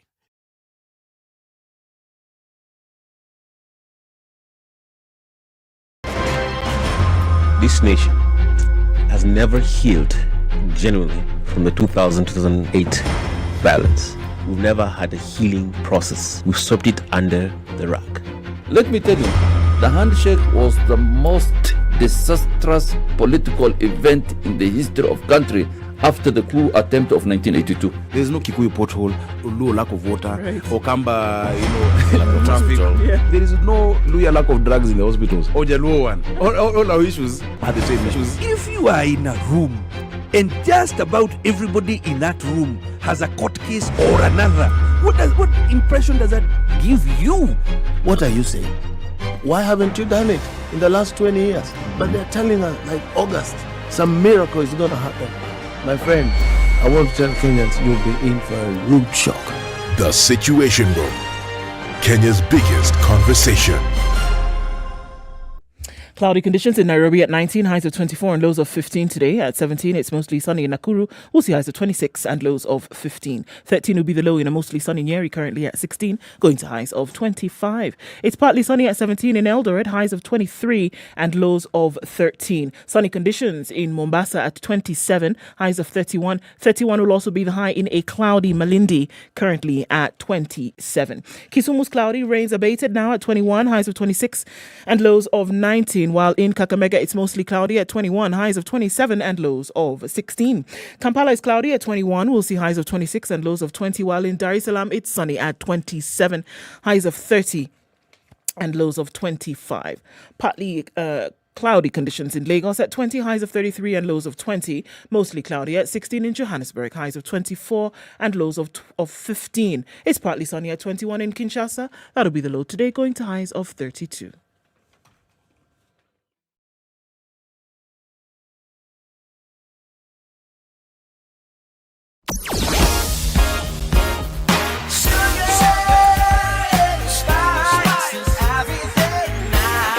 Looking just a tad better on Mombasa Road this morning, getting out into the city.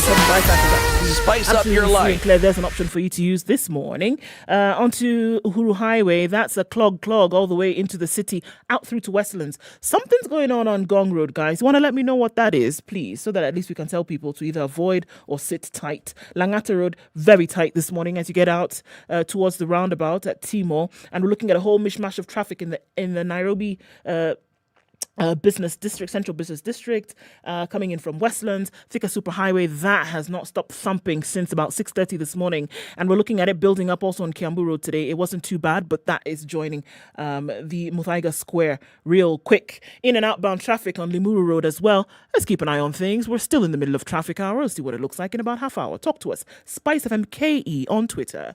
Text 40127.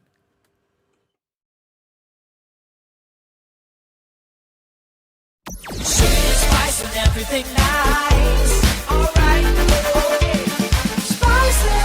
Spice up your life.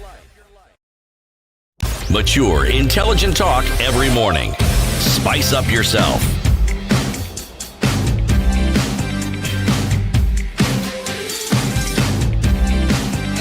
Mornings done right. 94.4 Spice FM, Nairobi.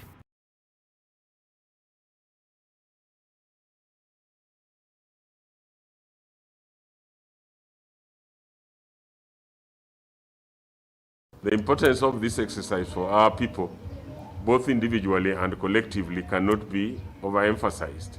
I therefore wish to make a passionate appeal to all our people to come out and register as voters, so that they may be able. The importance of having many people register as voters cannot be overemphasized, and is encouraging people to register as voters so that they can participate in this civic duty and right. He started off really well. He finished. However, in the gutter. He started off very well, and anybody who was listening to him at the beginning of the statement would have said, all right, here we are with ways in which we are going to actually make sure that more people register because they realize that they have a civic right and responsibility to do so. And then, no sooner than had the words escaped his mouth, then he confirmed some things that I was afraid about from the very beginning. What happened, or what happens to making suggestions to people? What happens about communicating a position whereby you can actually get people to clamber onto this thing and say, you know what, actually we see the importance. We understand what it would do in the country if all of us came together and actually voted and made a decision. But now you want to bring about this thing where you're going to cage people up if they don't do it. Do many people even understand the importance of going out and getting registered? How about you take it from that position? You can't urge people at the beginning. The subject of the sentence is urging people, and then the predicate of the sentence is saying we're going to lock you up if you don't. What are we doing?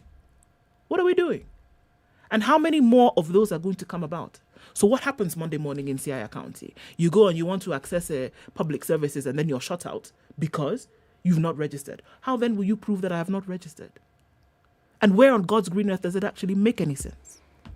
You know, the bigger problem here is actually how the county is being run. It's not just this one. How many other things are going south? Okay.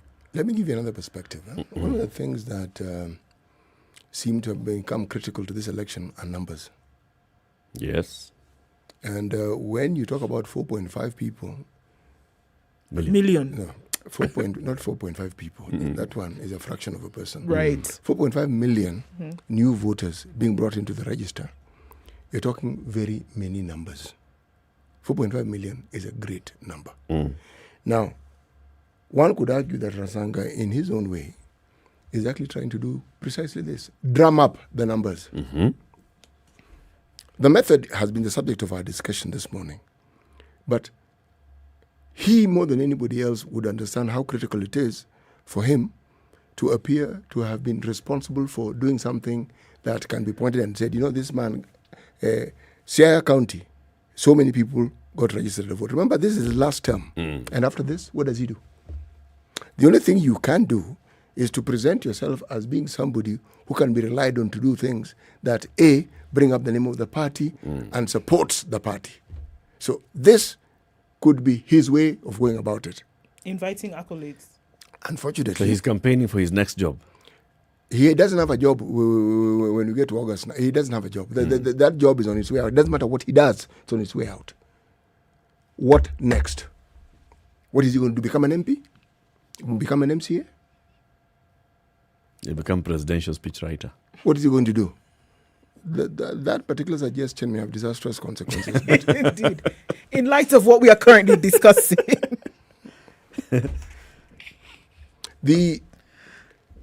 If I go by what I have been informed, this push to get young people who had previously didn't have IDs and who hadn't registered, there's been a very big push. It didn't start yesterday. Yes. It's been going on for some time now. Young people being urged, nudged, forced, coerced. So these numbers are an issue. Problem, you ask yourself, is the manner in which you want to go about doing this thing, which in and of itself is a good thing, will it have a backlash? Of course it will, CT, but you know what? We're talking about something that is not peculiar to Kenya alone, right? It's not peculiar to Siaya County alone. The question of getting people to come and vote has been a perennial problem the world over. People have often asked themselves questions. Governments, administrations, lobbyists, civil society organizations have often asked themselves the question, how are we going to get more and more people to jump on this and vote? There have been, even in this country, have been extremely creative ways of getting people to jump on the voter registration bandwagon. It has been done, but never has it been successfully done with the uncreative art of coercion. It does not work that way. How are you going to get somebody to exercise their right, not mandated obligation? How are you going to get somebody to exercise their right to do something if not by communicating it in a creative manner? Not by coercion. It doesn't work. Nowhere on this globe has it worked where people now say, okay, I can understand. People have been forced and it has worked terribly. Where has it worked in a positive way where people have then gained an understanding of why?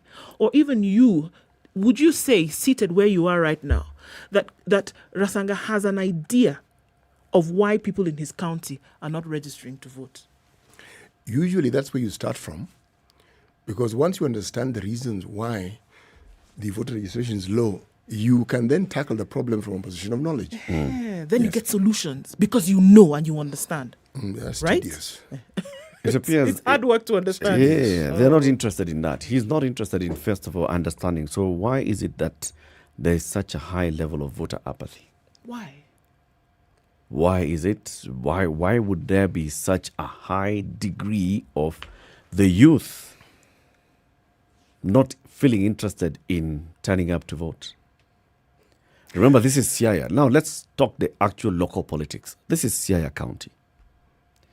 Raila Odinga's county, right? Yes. And this is the one time even Raila himself has said, okay, guys, just come out. I am vying for president. Come out. I need your support. It can't be clearer, you know. It can't be clearer. And again, talking about the reality of the politics is that you'd expect, and you've seen, the young people of Siaya County have this serious support for Raila. So why is it that they're not coming out to register as voters and all this and the other? There must be something. There has to be. Is the party taking note of that? Is the governor taking note of that? What are they doing to understand? What is it? What do we need to do to entice you, to encourage you to turn out and register as voters? And beyond that, to turn up on 9th of August to cast your ballot. Because just registering as voters is not enough. Voter turnout will be critical as well. Now, making this kind of declaration is basically just shooting yourself in the foot. Because you're making people now feel just the same way City says, you forced me to vote. That's what, so if there was fact, a problem, that's the point now, and I say, Kwenda. Exactly. So if there was a problem previously, if there was like we're saying, finding out the reason why folks are not coming out to register, and then beyond that, folks are not coming out to vote. Because Raila Odinga did say last week, he was in a forum where he said, you guys come out and register. Because here we are with an opportunity once again. You people are not registering. Then if we get to the election and you people don't show up, what do you want me to do? He made a passionate appeal to his people. And he said, look, guys, come out and register. Now, if there was a problem with voting or registering, if people had an issue, what do you think this edict by Rasanga has done? It has compounded whatever that problem is. And they say, oh, okay, we already had an issue. Now he wants to come and force us to do, and if we don't do X, Y, Z will happen to us. Then it's all right. Now we are not going to do it. We will not do it. Before you had even an opportunity to now come and explain to us why A, B, C and the 1, 2, 4s. Now you're trying to force us and you're trying to be dictatorial. It's okay. We will not do it. Now, if you were looking for an answer, no. That's exactly what it is. No. And it's not for lack of understanding. No. Again, Rasanga is not just some small guy who was there doing mining after dropping out of Standard 8 and then he became... No! He has worked for the government. He has worked for government. He's a lawyer by training and by profession. He knows. He knows when you make this declaration, basically, unless you're just doing it for purposes of trying to force people into one way, but you know you cannot enforce it. He knows. You know, it's even worse if all you're doing is posturing and acting tough. Because what then if the complete opposite of what is the desired results is what you then achieve? What then would you have actually attained with all those efforts? The unfortunate thing about public participation is that very many leaders in this country find it tedious. It's too much work. Just order people to do what you want them to do. Just tell them. And yet, if you want something that is ingrained and which is long-lasting, is in getting people to understand that basic concept that their views are important and that you'll go with them. These young people know why they're not voting. You don't have to guess. Do you get the feeling that there's then a certain caliber of politician who believes or feels that the public is immature in their political thinking? Yep. Yeah. Oh, many. Yes. So it's kind of like these people. They need to be told. They need to be told what to do and how to do it. They cannot think or make decisions for themselves. You We've need got to make it painful for them so that they do. And make it painful for them so that they do what it is that we want them to do. And unfortunately, with this current political dispensation, with the current national dispensation, you can't think like that. You can't. You really, really can't, because you're talking to functioning, thinking, decision-making human beings. You might curtail It doesn't matter the your economic thinking status. or even modify it, but this man doesn't need the public in the way he has needed them before when he was seeking a second election. So this time he doesn't really care. No, I wouldn't put it that way, because a politician is a politician. And he may understand that it is necessary to actually get the public on your side. But sometimes the position and the power that goes with these positions also obfuscates the mind. One gets lapses where, where they forget they were actually elected. They've become all powerful. Yes, they forget that actually. And this election you speak of, it's other people other than yourself giving yourself that particular job. But when you forget, you behave as though you gave yourself the job. That's where the problem sometimes arises. But sometimes at some level, I can also understand the frustration. Of whom? Of a governor. You're trying to get these people to register as voters. And they're not registering. You're trying to corral them, essentially. Yeah, but this is, the real problem is not you trying to corral them. It's always a problem when you are in a political position and you think you are the best person to do that job. That may not be your strong point. There are other people who are able to do that job better than you. Let's go to the phone lines. Albert in Nairobi, good morning. Good morning. Good morning. How's the hot room? Albert, it's not the room, it's a seat, a specific seat. No. I mean, for example, you cannot have a hot seat without a hot room. Right. Okay. True. I mean, it should be generating some heat somehow. Indeed. If it's not, then I don't think it's actually a hot seat. Point well made. Anyway, how are you doing this morning? We're well, thank you. Albert. Love your show. Santi. I feel the frustration in both angles, in terms of the governor himself and even the electorate who do not want to pick their votes. It's the same thing as the same people who do not register for VAT or tax. They don't do tax. If you look at the number of people who actually pay tax compared to how many would want to pay tax and those who are evading tax, there's a big difference. Let's stick to what we're doing, voter registration. I look at the governor and he looks at people and says, and I think he sits back and says, I mean, I wish these guys knew the importance of them voting. Because if you register to vote, then you have the right now to make decisions. Who is going to be your next governor? Who is going to be your next MCA? And I'll give you a very good example. Right now, the people who are going to vote in the candidates in the various political parties must be registered in that political party. Yep. Now, if you compare the number of people who are going to register in the political parties vis-a-vis those who are going to vote, registered voters in that particular area, it's not even a third. It's not even a tenth. It's not even 1%. So you have like 2,000 people of a certain political party deciding who is going to be their next MP, yet the people who are going to vote in that constituency are like 67,000. Now, the governor realizes, I mean, I may be leaving, but these guys may be frustrated by the person who I'm seeing is attempting to be the next governor. So for heaven's sake, take your voter register and vote. Make that decision. Now, when you look at the voter, he looks at this governor who has been there for 10 years, has done jack for me. And I'm supposed to actually vote in another one who is going to do jack for me. So why don't I just sit down and wait for the conveyor belt to move? Because whether I vote or not, I'm not going to make a change. And no change will be made to my life.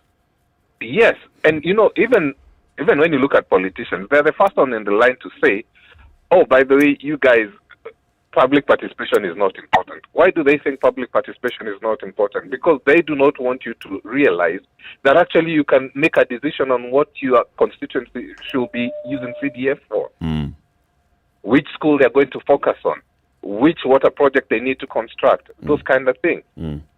So what we need is voter education, and that is where IEBC fails.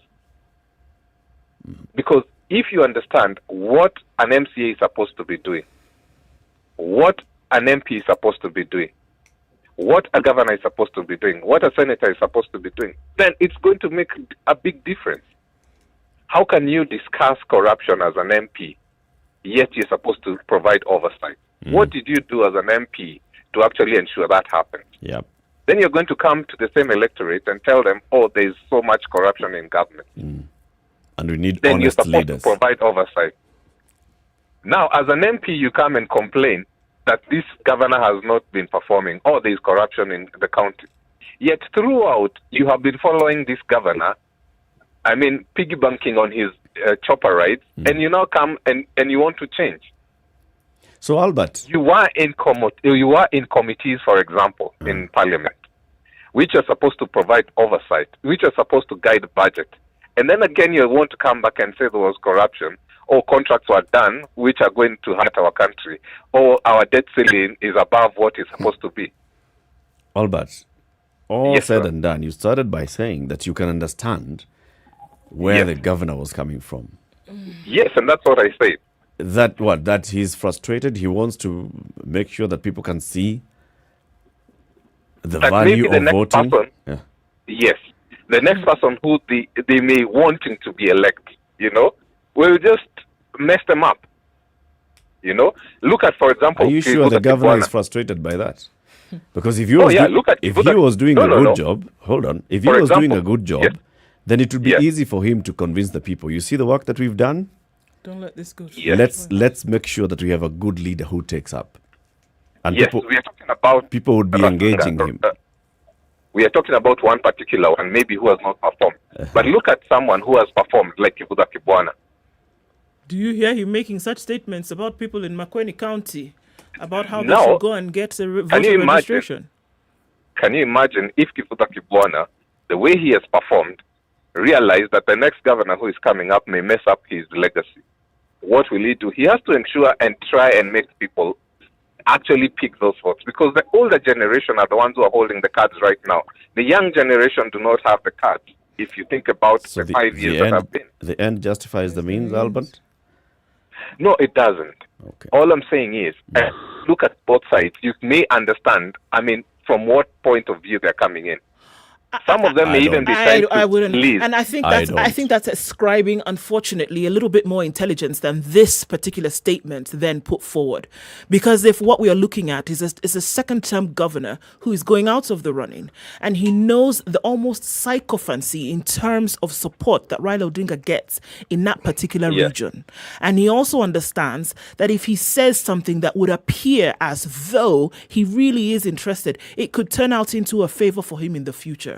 This is somebody who's going out of a job in the next few months. Saying something like this that could rile up some kind of support for the person in whose hands power might be in the next few months seems like the plausible reason. Not necessarily that he wants to leave the county in good hands. Not necessarily. We are also assuming that he's not running for Senate or not running for any other position, because most of the governors are actually running for Senate. But I get your point that from this political angle that this person was making his statement was actually to ensure that his sycophancy is noticed. That I agree with. But I'm also looking at it as a general perspective. What other reasons could make a governor actually encourage people to take their votes? Unfortunately, because of the other things that he said in the very recent past, I can't ascribe anything more to it than just really being ridiculous. This is the same governor who actually once ordered that all the portraits of President Uhuru Kenyatta be removed. Same person. From government office and shops. But that's what I was saying. Even when having the same conversation, we actually look at reasons and encourage people to actually take their votes. Because they should be able to vote out such kind of people. They should be able to make that kind of decision. Because if they don't take their votes, then even those kind of people will still come back. That's very because true. why would he make that mixed statement? Because then you'd be spiting even the electorate, maybe, so that they do not actually take the vote. Thank you. And Thank that you, means Albert. the psychophancy is continued. I mean, that's my view. Asante, Albert. Thank you. Thank you very much. So, there's one little aspect here that I'd like to add. Every 5 years, the common mwananchi in this country has something that is desired by the powerful and the mighty, and they know it is called their vote. It is the one time the high and mighty come and actually try and talk to you. That one time, that one period, that one season, where they even try to talk to you as a human being. Now, when you understand that that is the power you have, the power of negotiation comes in. You're trying to indicate that, the effort you're making in trying to get me to see your point of view in my mind is inadequate. So, try a little harder, will you? Now, if you are in touch with your constituents, and these are people whom you've accustomed to public participation in the 9 years that you've been in power, this conversation would not have been difficult. to be very easy to engage with the people. This conversation would not have been difficult at all. And there are very many examples of individuals today, county bosses as well, who would be able to say, who would be able to communicate the same thing, and their people would jump on and lap it up really quickly. Yes. By virtue of the fact that they have done 1, 2, 3, where they have jurisdiction over. And they have a good connection with the people. Absolutely. It's coming up to 4 minutes to 9 o'clock. This is Kenya's biggest conversation, The Situation Room. We are live on SpiceFM 94.4 in Nairobi, Mombasa 87.9, Malindi 97.7, Nyeri 90.9, 96.7 in Eldoret, Nakuru 96.0, 102.5 in Kisumu. And we want to say goodbye to the audience on KTN Home who've been with us for the past 50 minutes or so. Join us on SpiceFM, or also you can watch the live stream on SpiceFM KE, YouTube and Facebook, or www.spicefm.co.ke.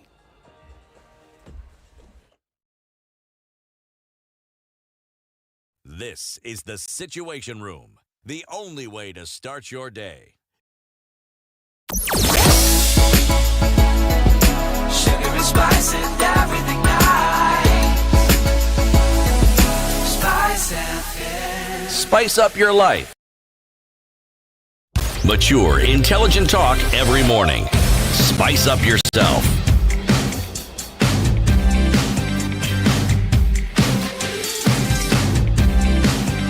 Mornings done right. 94. What would you tell? Why should the people of Siaya, those who haven't registered as voters, come out to register as voters? Why would they currently? Why should you? Why should they? Well, look, I think there's a lot in terms of information that ought to be shared.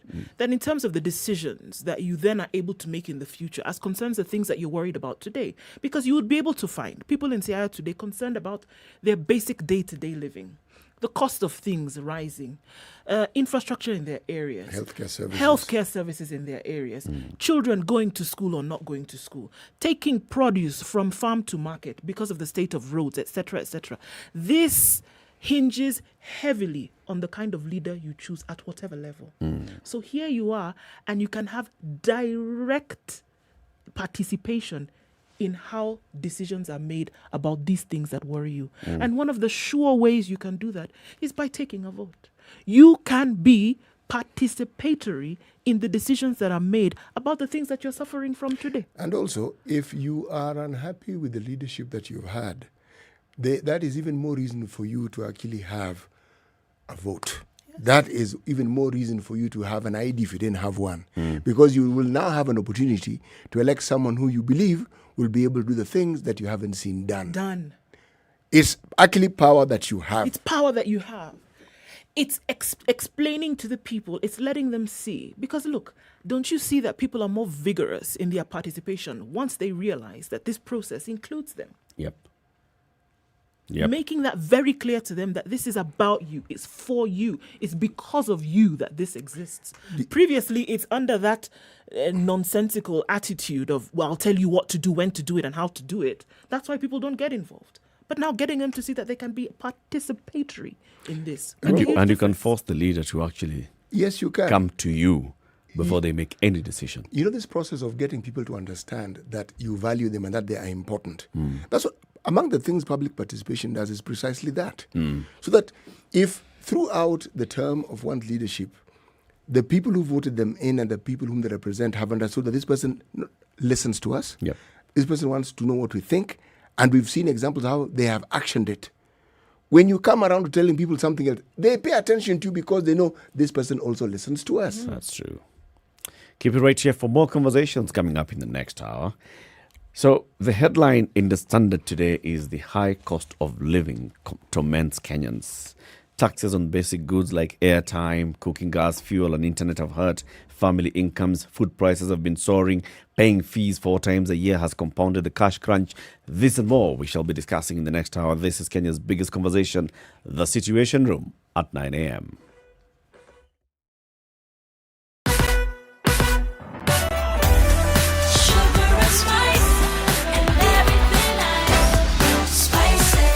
Spice up your life. The SpiceFM Newswire is brought to you by InDriver. Choose your preferred driver, mode of transport, and negotiate your fare to your destination for a safe, comfortable, and affordable trip only with InDriver. The latest news from around the world. 94.4 Spice FM.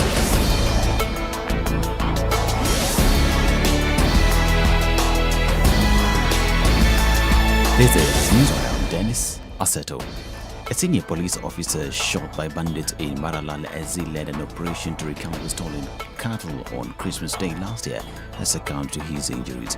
Johnson Musyoki, officer commanding police station at Maralal in Samburu, died while undergoing treatment at a Nairobi hospital. Samburu County Police Commander Thomas Ndegwa, who confirmed Musyoki's demise, said the injury on the pelvic seemed too severe. Musyoki was leading several officers in an operation in Maralal's Pura when bandits opened fire on them, killing a police constable on the spot. Our thoughts and condolences to their family and friends. Now, the main suspect in the murder of a security guard in Likoni area of Mombasa County has been arrested.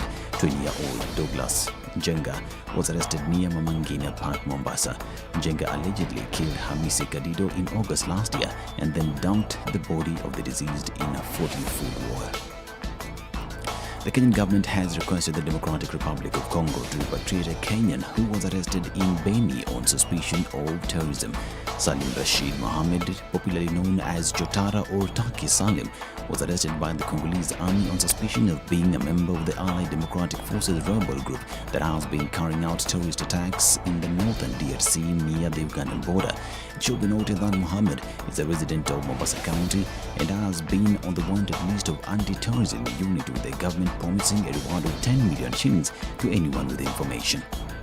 Jubilee Party Deputy Secretary General Joshua Kutun has told those who want him to announce the party he is using for the August 9th general election to be patient. Kutun said he has already made the decision to support former Rift Valley RC George Natembeya to run for governor, but has not made a decision on whether to join DAP Kenya. Kutun has accused the current county leadership and urged Natembeya to form an inclusive government. Ministry of Transport CIS Wavinya Ndeti has called on politicians to stop inciting violence while conducting their campaigns.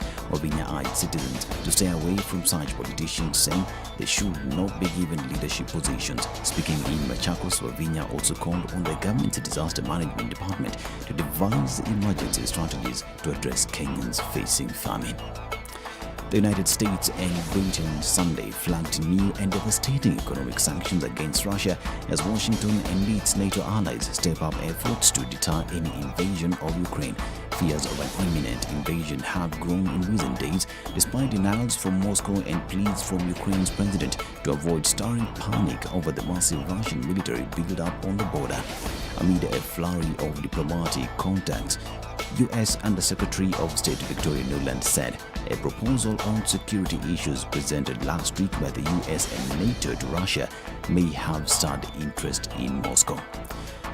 To sports, and Mohamed Salah scored an equalizer and created the winner as Egypt came from behind to beat Morocco 2-1 after extra time in the Africa Cup of Nations quarter-final at the Ahmadou Ahidjo Stadium.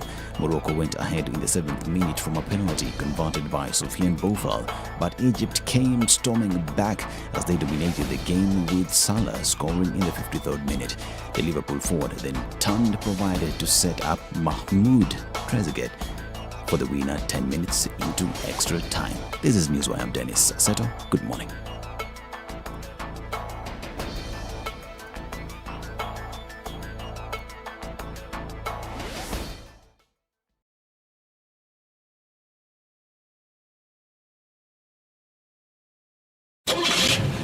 The SpiceFM Newswire is brought to you by InDriver.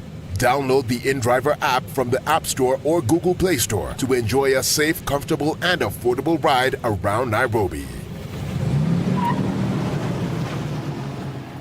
.4 Spice FM, Nairobi. Okay, in the city centre this morning is where most of the traffic is. We're looking at some of it coming off from Gong Road as well as Jogo Road today. Mombasa Road looking a lot better. You can get through without too much of a headache. Also looking at the Thika Superhighway, quite hot and heavy coming into the city. So we'll keep an eye on things this morning, as well as Limuru Road coming into the city. All right, still in traffic hour, about half an hour or so. Let's see what it looks like. SpiceFM KE on Twitter, text 40127.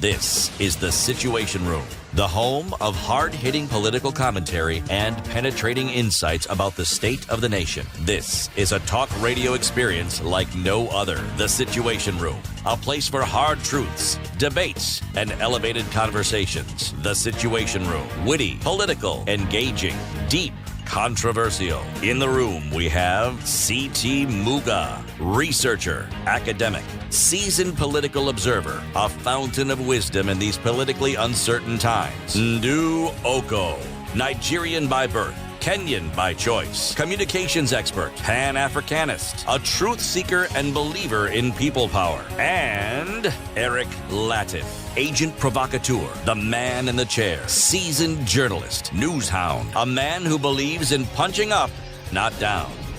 This is The Situation Room, the only way to start your day. 9. Good morning. This is Kenya's biggest conversation, the final hour of the show this morning. And CT has the day's proverb. Yes, kuambizana kuko. Kusikizana hapana. Kuambizana kuko, kusikizana hapana. Why not say hakuko? It's a proverb, man. Or hakuna. Or hapana iko. Oh, hapana iko. If you're not saying kuambizana iko. You know, one of the things that I love about some of these proverbs is the ease with which one can actually quantify them using political examples. See? When you have public participation, utaambiwa vitu vingi. You will be told many, many, many things. If you don't have them, then you've lost the opportunity of hearing these things that ordinarily you would hear. Because public participation is not you telling people, it's you listening to people. That's really at the heart of it. Telling them, in a nutshell, this is what we want to do. Now, I want you people to tell me what you think. But given how often we look at, and especially this voter apathy, because it's not in Sierra County alone, it's in the whole country. It tells you something about the listening capacity of our leaders. Remember, I haven't taken it to actually implementing, just the listening capacity. Yes. Because when you listen to people, what you're communicating is that you respect or you have time for what they have to say, at the very minimum. Now that implies you have respect. If you don't listen, what do you think you are implying? Or what do you think they hear you saying, even if you're not saying it loudly? Kweli. Kweli. Yes. Tafakari hayo. Headline in the Standard today: rising prices of food driving the cost of living beyond the reach of very many Kenyans. And this is according to just crunching the numbers, official data by the Kenya National Bureau of Statistics. This is one agency that just all it does is collect information and present the information to various government agencies. Then that informs the policy direction that the government takes. So, just looking at this story by Dominic Omondi in the Standard today, it looks at the cost of living and how basic prices of commodities, of basic important commodities, has just been rising over the last couple of years.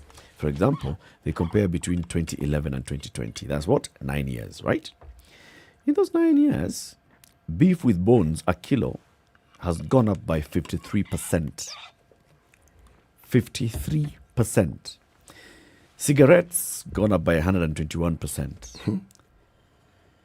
Beer gone up by 67%. Soda 65%. Matumbo 61%. Tomatoes 55%. Rice 42%. Dry beans 39%. Potatoes 41%. Sukuma wiki 36%. Margarine 33%. Common salt, chumbi, has gone up by 32% in 10 years. Tea leaves, 3%. Electricity, 7%. Maize flour sifted, 11.9%. Bread, white bread, 16%. And cooking banana, 17%. So you can see, basically, those basic commodities have just been going up and up and up and up and up. And if you look at the ones that are slightly processed, there's some value addition that goes in. It goes up very high. So you ask yourself, what exactly is the cause of this rising cost of commodities? Gas, airtime, internet have also come in, they've gone up. We know there's the introduction of excise duty on internet, introduction of excise duty on airtime. There is a reintroduction of VAT on LPG and petroleum products. All of these are contributing to something. Official data, however, paints a picture of a stable macroeconomic environment. Inflation, that's the overall increase in prices of goods and services, has remained at between 5 and 7.5% over this period. GDP, the sum of all goods and services produced in the country, also hit double digits in the first quarter, while unemployment remains below 10%. The macroeconomics... unemployment where? In Kenya. Remains? Below 10%. Really? Yes.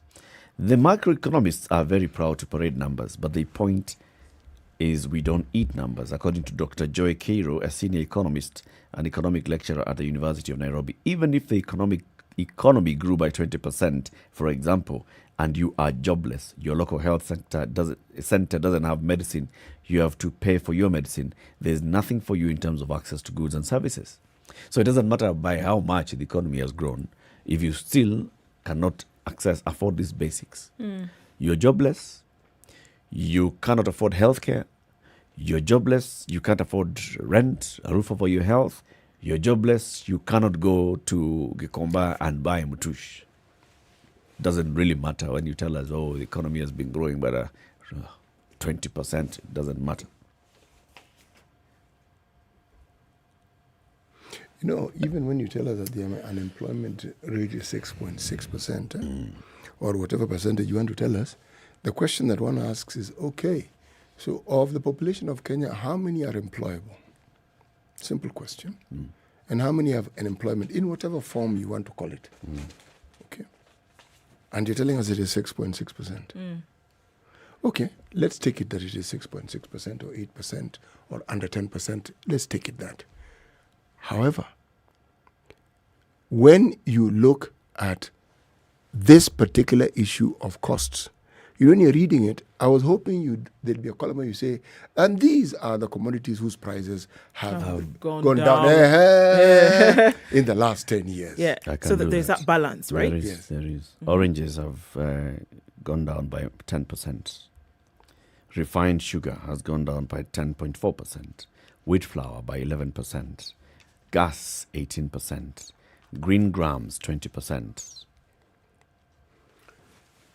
The real issue here is, of all these commodities, which are the ones that Kenyans rely on the most? The basics. Yes, the ones that almost every Kenyan in this country needs on a daily basis. Because if the price of those keeps shooting up, you are not helping the so-called every mwananchi in this country. You're not. If everything else, as you say, is going up and the prices of these basic commodities go down, you say, here, the government has looked at the interests of the common person. Cost of maize flour, has it gone down? Nope. If anything, has gone up. From what we're looking at here. And you look at probably the largest consumed food products by Kenyans in the country, right? It doesn't matter whether you're looking at urban, rural. It probably is the largest consumed one. Not probably. Yeah, It is. Right? Yes. Because it's consumed everywhere in the country. Literally everywhere. So.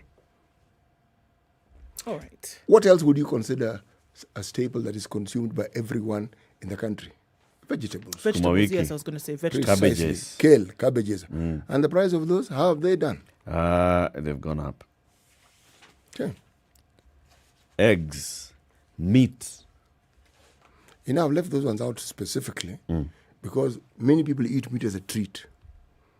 Or you buy some meaty product which is predominantly bones just to flavor because it has some meaty flavor. But people don't eat meat. Most people in this On a country regular. No, they do not eat meat.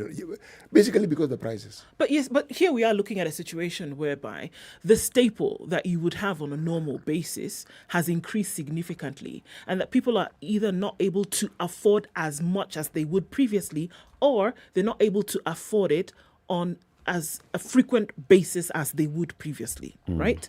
And this is what is causing jitters, because even as that is happening, even as what you would previously buy has increased in cost, the other things that you would use as complementary services has also increased. Whether you're looking at the energy with which you used to cook, whether you're using kerosene, whether you're using charcoal, firewood, or gas, those have actually also risen in cost. Yeah. At the same time, there are other things that you must do which have also risen in cost. So what has happened is that the pressure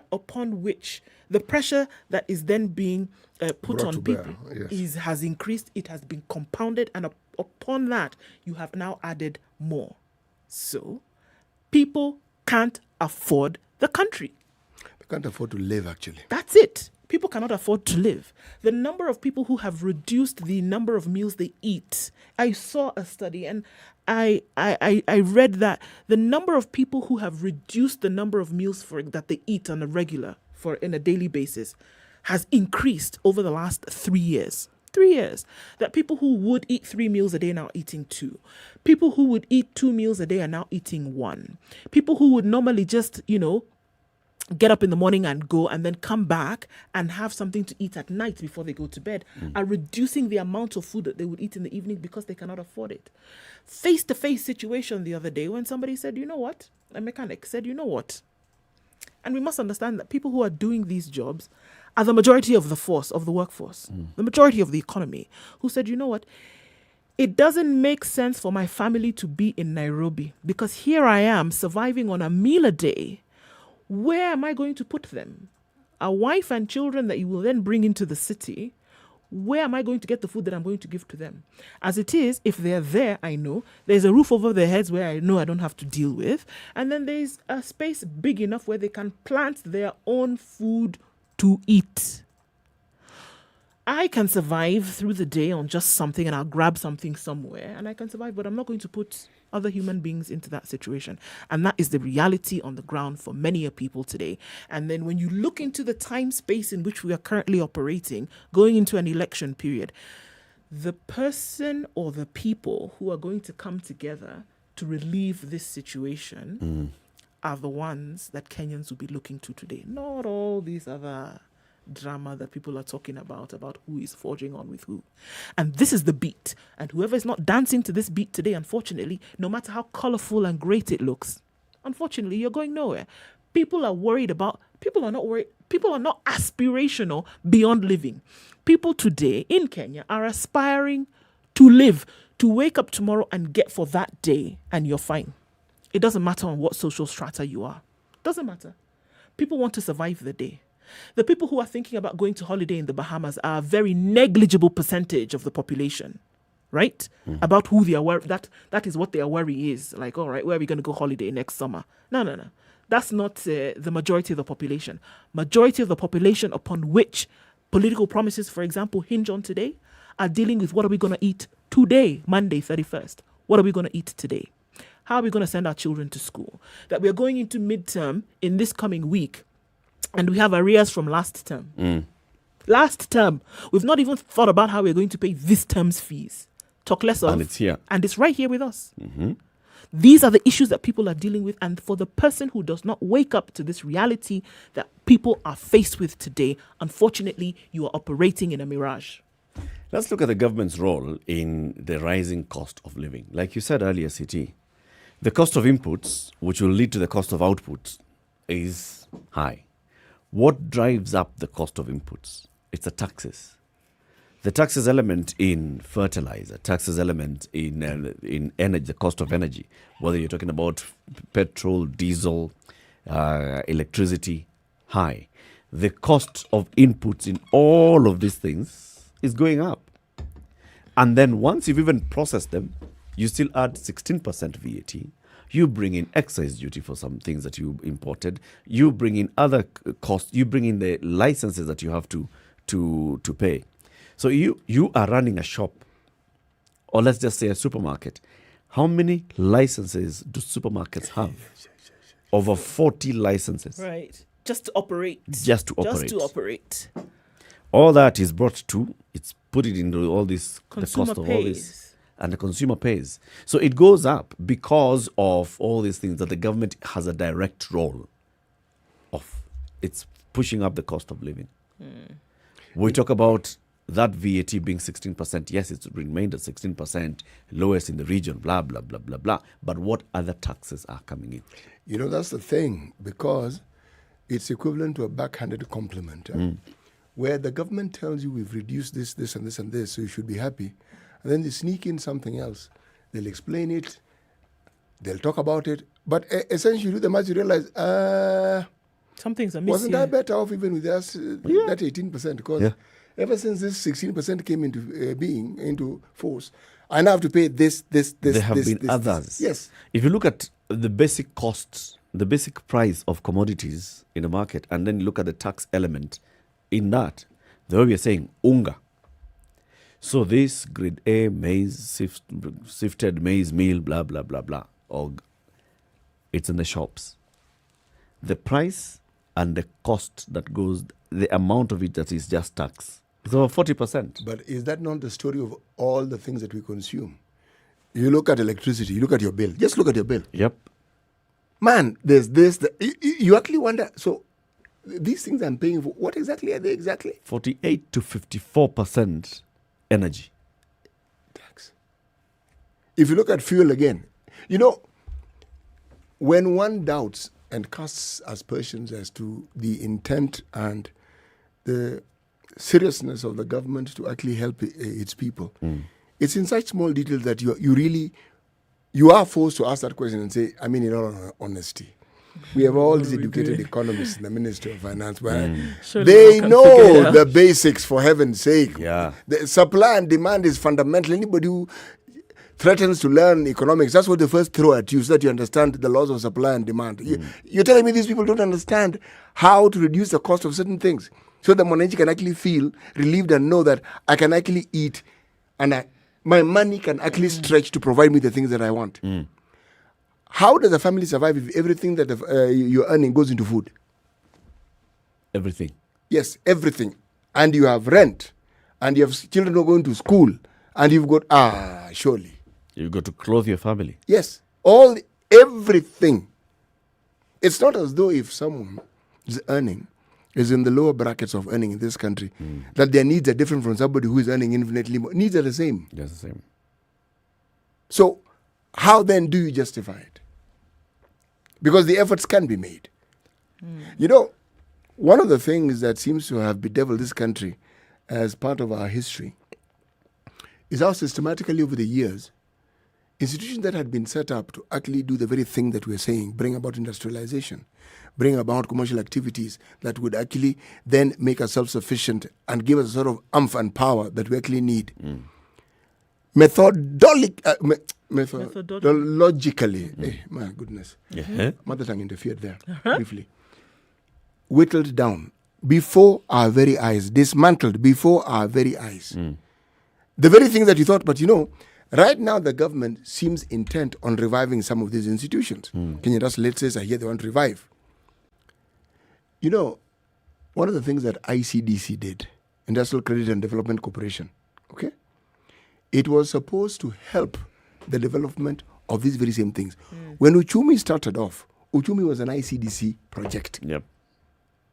As were many other projects, whether it is Karnataka, whether it is what. Their job was to build commerce and industry. And believe me, they did an excellent job. And the things, it is argued that blueprint is what some of these so-called Asian tigers looked, said, oh, this one can work. Yep. Now, you also take a look at something as basic as fundamental as agriculture, which we for the longest time we kept saying, the backbone of this country, the backbone of this country. Fine, backbone of this country. Economy.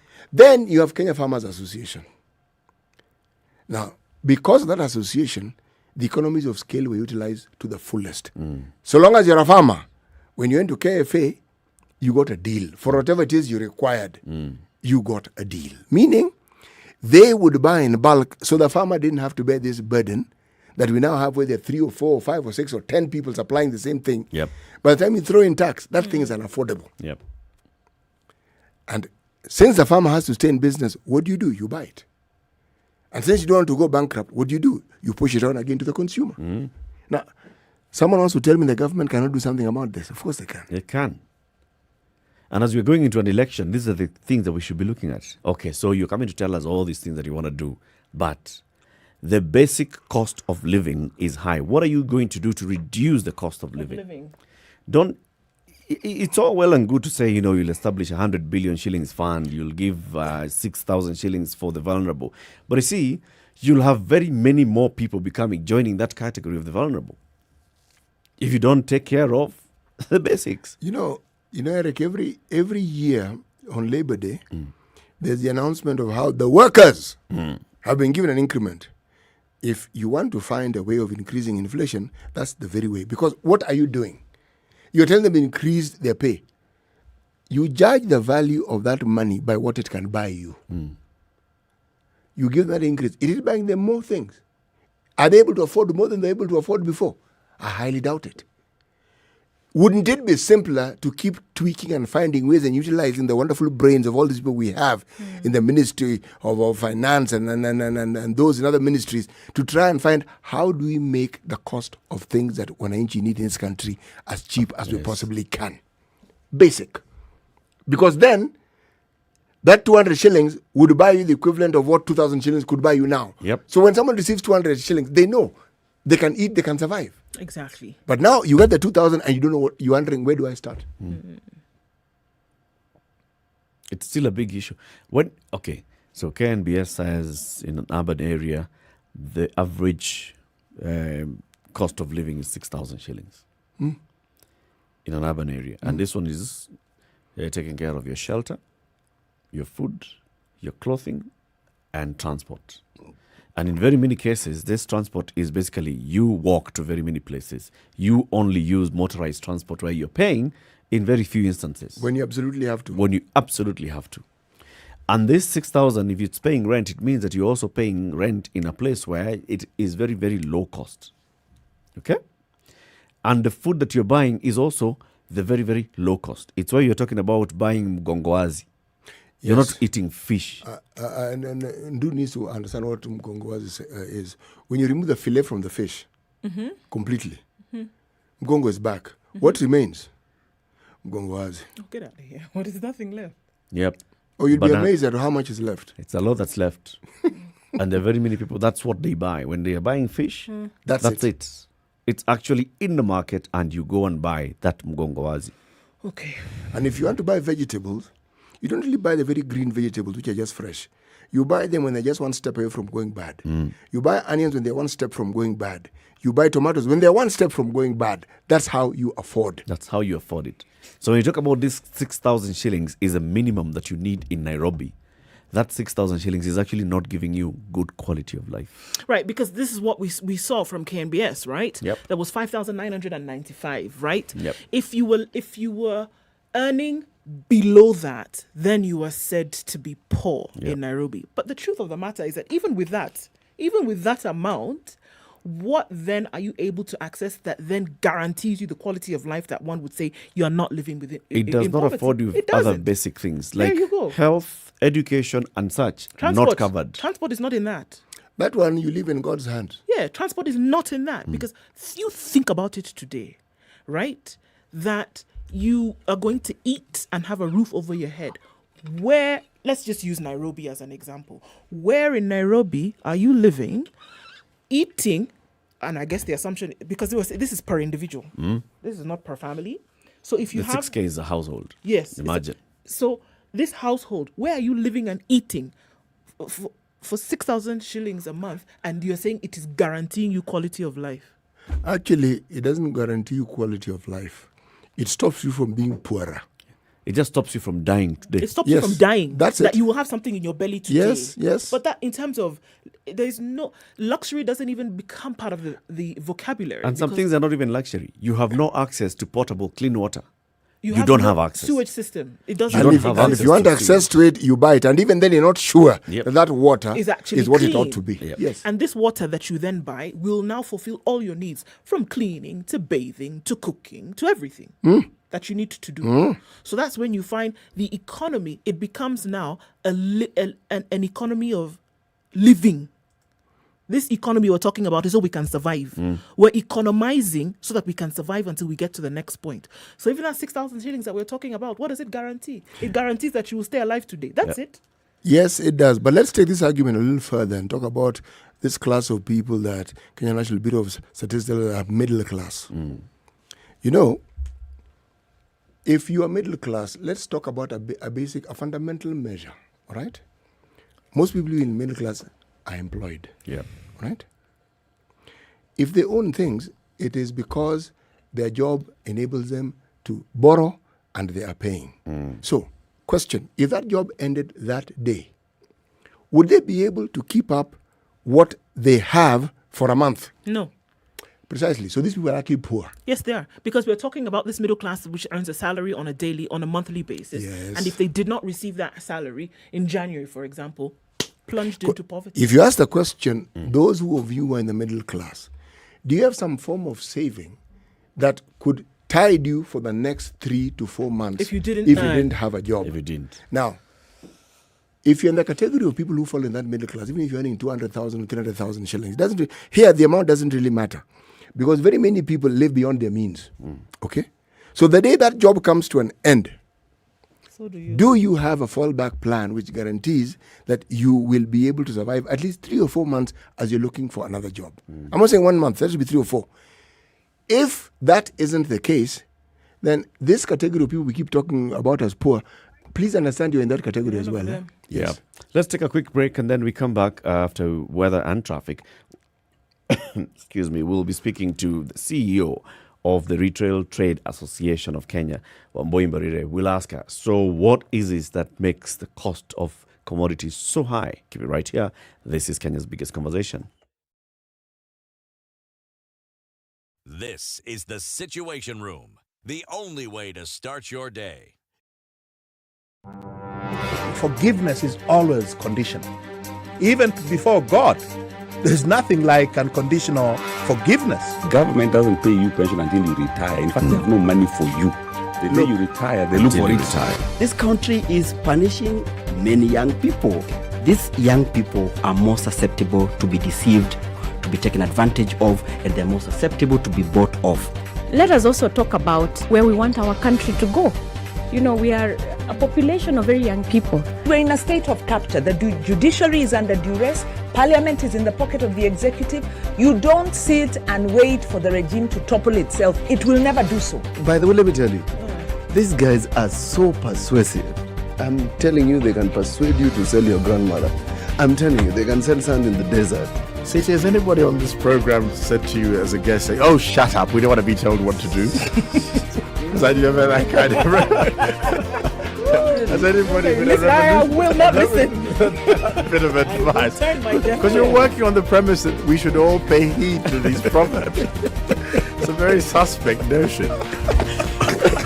This is the Situation Room, the only way to start your day. All right, mostly cloudy conditions, a bit of sun in Nairobi at 21, highs of 24 and lows of 15. It's sunny at 19 in Nakuru, highs of 26 and lows of 15.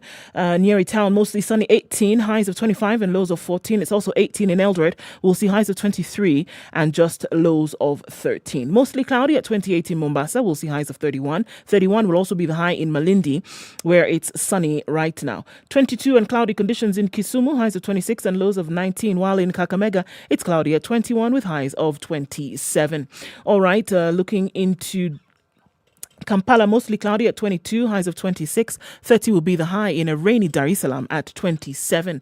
And in Johannesburg, it's also raining at 17, highs of 24 and lows of 15. The sun's up in Lagos, but there's still a haze over the city, highs of 33 and lows of 20. -1 going into early evening in Beijing, highs of 2 and lows of -6. It's 7 degrees and mostly clear. And a windy Paris, highs of 9 and lows of 3. It's raining in London. In addition to the cold, it's 7 degrees, highs of 9 and lows of 7. -5 in New York late Sunday night, coming into Monday morning, highs of -1 and lows of -6.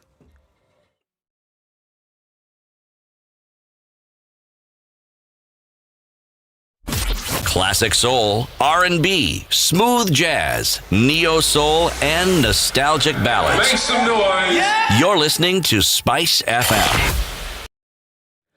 Getting out of traffic hour not too long from now, we're still seeing some action on the Thika Superhighway coming into the city. That's not let up. As you get to Muthui Square, that's where we'll see the most of it. Looking pretty good on Mombasa Road in and outbound right now. And we're also looking at traffic in the middle of the CBD, not too heavy. Traffic hour ended early this Monday and still just dealing with a little bit of the dregs of traffic, but nothing too major. Have yourselves a safe day, won't you? Let us know what it looks like through the morning on SpiceFMKE on Twitter. Text 40127.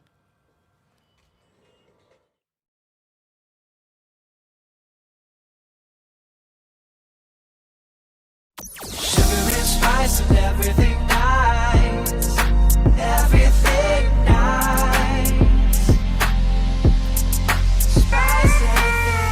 Spice up your life.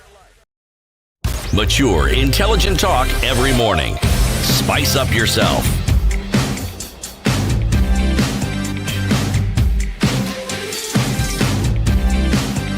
Mornings 24 done minutes to right. 10. This is the biggest conversation, the Situation Room on SpiceFM and online. We are talking about the rising cost of living as headlined in the Standard this morning. High cost of living torments Kenyans. Taxes on basic goods like airtime, cooking gas, fuel and internet hurting family incomes. Food prices have been rising over the last 10 years. So even doing just a comparison here, consumer goods that used to cost 1,000 shillings in 2011 are costing 627 shillings more in 2020. That's gone up by 62%. It is just consumer goods. Just trying to understand what exactly is driving up this cost of consumer goods. Let's talk to the CEO of the Retail Trade Association of Kenya, Wamboi Mbarire, who joins us on the phone. Good morning, Wamboi. Good morning, Eric. Thank you for joining us and good to have you on the show. You've had the conversation that we've been having. It's the headline of the papers today, and the rising cost of living. Basic commodities, we're talking about unga, majani chai, just the basics, rice and all, food stuff, going up and up. What's the cause of this? Thank you very much, Eric. I think one of the things that we've noticed is that direct taxes, corporation tax, income taxes, tend to have remained constant. So corporation tax has been 30% for that 10 years that you're looking at. Mm-hmm. However, all the indirect taxes are constantly increasing and new ones being generated. So if you look at things like duty, things like excise tax, levies that such as fuel levy, which all impact on the cost of production, will have an impact on that price. So nowadays we say on average about 45% of any product on the shelf has a tax element that is 45%. That is one. Secondly, So we any note that average product on the shelves in the shops today, 45% of the price is tax. Yes. Yes. And then on top of that, just look at our operational costs. So the topic would focus on supermarkets, for example. An average supermarket has 25 licenses of different nature that it needs to pay for. Starting from the single permit, advertising. If you're doing food, you need catering levy. If you're doing fish, you need a license from the fishing department. We have an area of approximately 25 licenses that you must pay before you open your door. All that operational cost, as you said earlier, tends to end up in that pricing of an item. So even the margins that business is making is very minimal, because then the cost would actually be worse than what we have currently. So, I mean, just looking at regulation of some of these things and saying, is it not possible? Because here we have an already burdened population, even before we had seen some of these these rises. Is it not possible for some regulation to happen so that even as the stress pressure situation is compounded, that people don't have to dig deeper into what is already flailing to then be able to survive, you know? You know, that was the intent when government first came up with single business permit, that everything would be consolidated. But they left that, and we keep creating new ones. And a lot of it, as you're saying, has to do with the regulations, and it has to do with constant creation of new bodies that then find themselves in need of money, and the way to fill that hole is create a new levy that somebody needs to pay for. So if you think about, say, the delis and the food sector, we pay a license that's catering levy, the 2%. But now we also have tourism fund that also wants to charge some money, and for us, we still don't understand the for differentiation selling between samosas. Yes. Definition again abused out of unclear regulation. That the fact that you're selling food and perhaps you might have a sitting area somehow can be interpreted to mean you're now a hotel. Argument being that the hotel industry will say we are competing with them, but we are paying less taxes. So tourism fund then lands on us. Then we have TRA, which is Tourism Revenue Authority, then also has to generate money and therefore also charges us. And they say we're looking at the environment within which you're doing this, as catering levy looks at the training of the persons who are cooking. Yeah. So it's just a duplication of taxes that all are looking at you as a possible tourist outlet. Yes. Sadly, focus seems to be on revenue generation, not service provision. What needs to happen, Wamboi, for the cost of commodities, basic commodities, to go down? One, the regulations. We need to consolidate them. And I guess had we really focused on consolidating the bodies as was envisioned, maybe would bring down the less. We need to focus. And then we always say a lot of Kenyans are willing to comply, but you need to see what the service is. I mean, countries in Europe have taxes of up to 60% and above. But you then get free education, free health. Yeah. So if we were paying the amount of taxes we are paying, but were then able to get more services out of it, the Kenyan wouldn't complain so much, because then if I'm getting that 6,000, but I'm getting free education, real free education, free health, at least I'm only needing to feed myself. So the money would go a longer way in meeting my needs. Let me ask you this question, if I may. Do you see a point when this may taper off and Kenyans may actually stop shouldering this very, very heavy burden that we all seem to bear? I think the day the Kenyan, I keep saying, politicians run us, but we should run the politicians. Because then if I send you to parliament and I say that my taxes are too high, you who I have employed by virtue of electing you should then listen and do something about it. So when we start running the politicians instead of the other way around, and hopefully in the process get a system that is independent of the politics, we will get somewhere. And this is where the role of organizations such as yours, the Retail Trade Association of Kenya, which is a lobby, and others such as the Kenya Association of Manufacturers, Kenya Private Sector Alliance, and others would have a strong voice. Do you have such a strong voice to actually have conversations with the National Treasury, with the other state departments, to say this is unsustainable? Oh, yes, we do. Only challenge is how effective is that? What hampers your effectiveness? So we have very serious conversations. You'll give your submissions. They will listen. They will take notes. They'll agree there's a problem.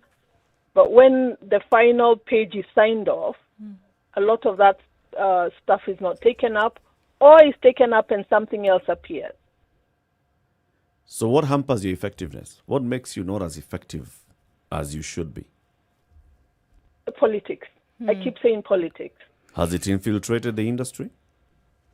Not within the industry, with the parties that you're conversing with. Right. So if you go to a parliamentary committee, for example, if we are not all on the table with clean hands, how effective will that conversation be? Sure. Even as you say that, what would be just looking at it, what would be the reason why politicians or the politics of the day would come in and play for or play against something that would obviously make it better for the citizenry to operate in the country? Why would that be, that you would invite politics into something that would seem as though it's a win-win situation for everybody? As I said, that we are run by the politician, not the other way around. And somehow we as a citizenry, now not even the associations, are not able to somehow enforce our power as the people with the power. I put it to you, Wamboi, that also as associations, you actually have a leading role to play. Because you're the ones who understand, you are the ones who are feeling the pinch, and you understand the numbers, and you have access, a direct access to the policymakers and the decision makers. So if you go to the table and you sit with the parliamentary committee and you put forth your presentation, and you see that that has not been implemented, and you didn't get any feedback as to why it cannot be implemented, you still have the power to raise more noise and to come to us as your consumers and say, look, guys, I want to lower the price of unga, but I cannot lower the price of unga because your MP refused to listen to this. So I think you're not playing your role as adequately as you should. Effectively. And then I guess one of the things that we also need to get to is where, so any given association, mine included, does not have, we are also fragmented, if I may use that word. As a sector, any sector, retail, manufacturing, if we can get to, even if we look at KEPSA, for example, that is a body that brings all of us together, jointly we have extreme possibility to influence that power. But somehow we still don't. And I guess we don't have, I remember, for example, if I can use that as an example, a parliamentary committee asking us, so do you just have bark and no bite? Because we are not a law unto ourselves, for example. So maybe that remains a challenge. Well, let me ask you this. How do you relate? I'm speaking about your organization, not you. How do you relate to the public? Through media. If that's even an answer. Because the people we really talk to is the membership, more than the consumer. Unfortunately, we do not have a strong consumer body. Now, surely so we speak for the retailers, but we tend to also wear a shoe into the consumer because that's our target market.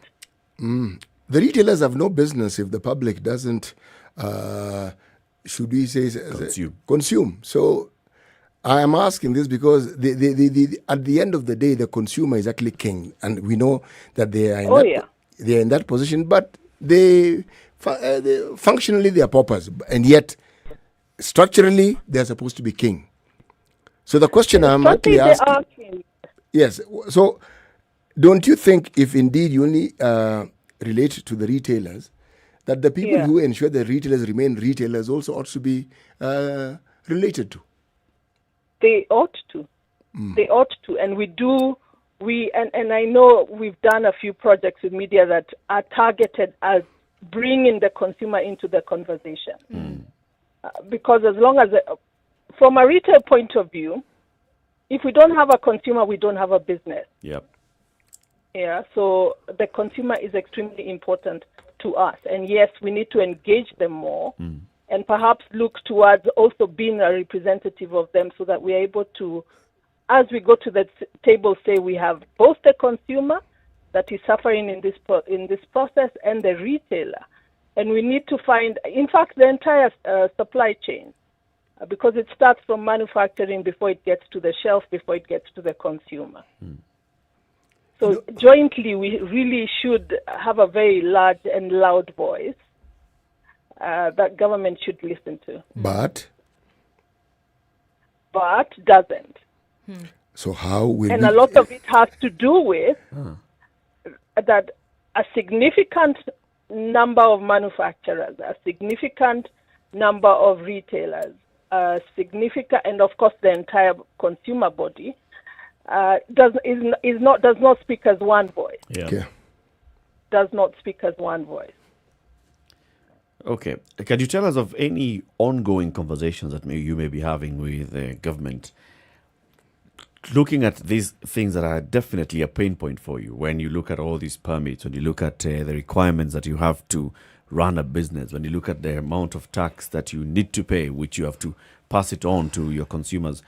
What kind of conversations are you presently having? The conversation of cost of doing business. That is a continuous business, has been on the table for the last 10 years of devolution, because devolution also came with its challenges. We have 47 countries within one country. We don't have 47 counties, unfortunately. So everyone tends to run their own bit. So there have been conversations and joint attempts between ourselves as private sector and government to try and streamline the levies and the taxes like cross-border that happen between cross-borders, because that doesn't help the pricing. Okay. Wambui, we thank you very much for speaking to us this morning. Thank you. Thank you for having me. Thank you. Wambui Mbarire is the CEO of the Retail Trade Association of Kenya. We are talking about the cost of living. One of the most vocal libertarians that you may come across, Johnson Derry, is tweets and says, the government is the problem masquerading as a solution. Oh, we are going to bring you this solution, we're going to bring you the other, and yet they are the problem. Yes, he has actually encapsulated that truth very well. Yes. Because everything we discuss here and we move along until we come to a bottleneck, the end of our discussions, we know if the government want to change this, they could. And then the next question that follows is, so why aren't they? Some comments coming in on social media.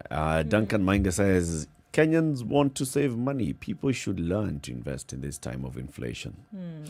Pauline says, listening to this segment of the conversation, I notice the campaigns are not covering the middle-income areas. Why? Is it because the middle-income areas don't vote? Kyoko says, despite all this, none of the political elite are talking about their rising cost of living. All they talk about is politics and more politics and more politics. Ismail, Kenyans are disappointed with you, Mr. President. Mtu wa Mombasa Dairy says, mimi sina shida. Wacha waongeze hizo vitu vile wanataka. Hata waongeze bei ya chumvi. Lakini mutura. Wasiguze mutura. Anything else?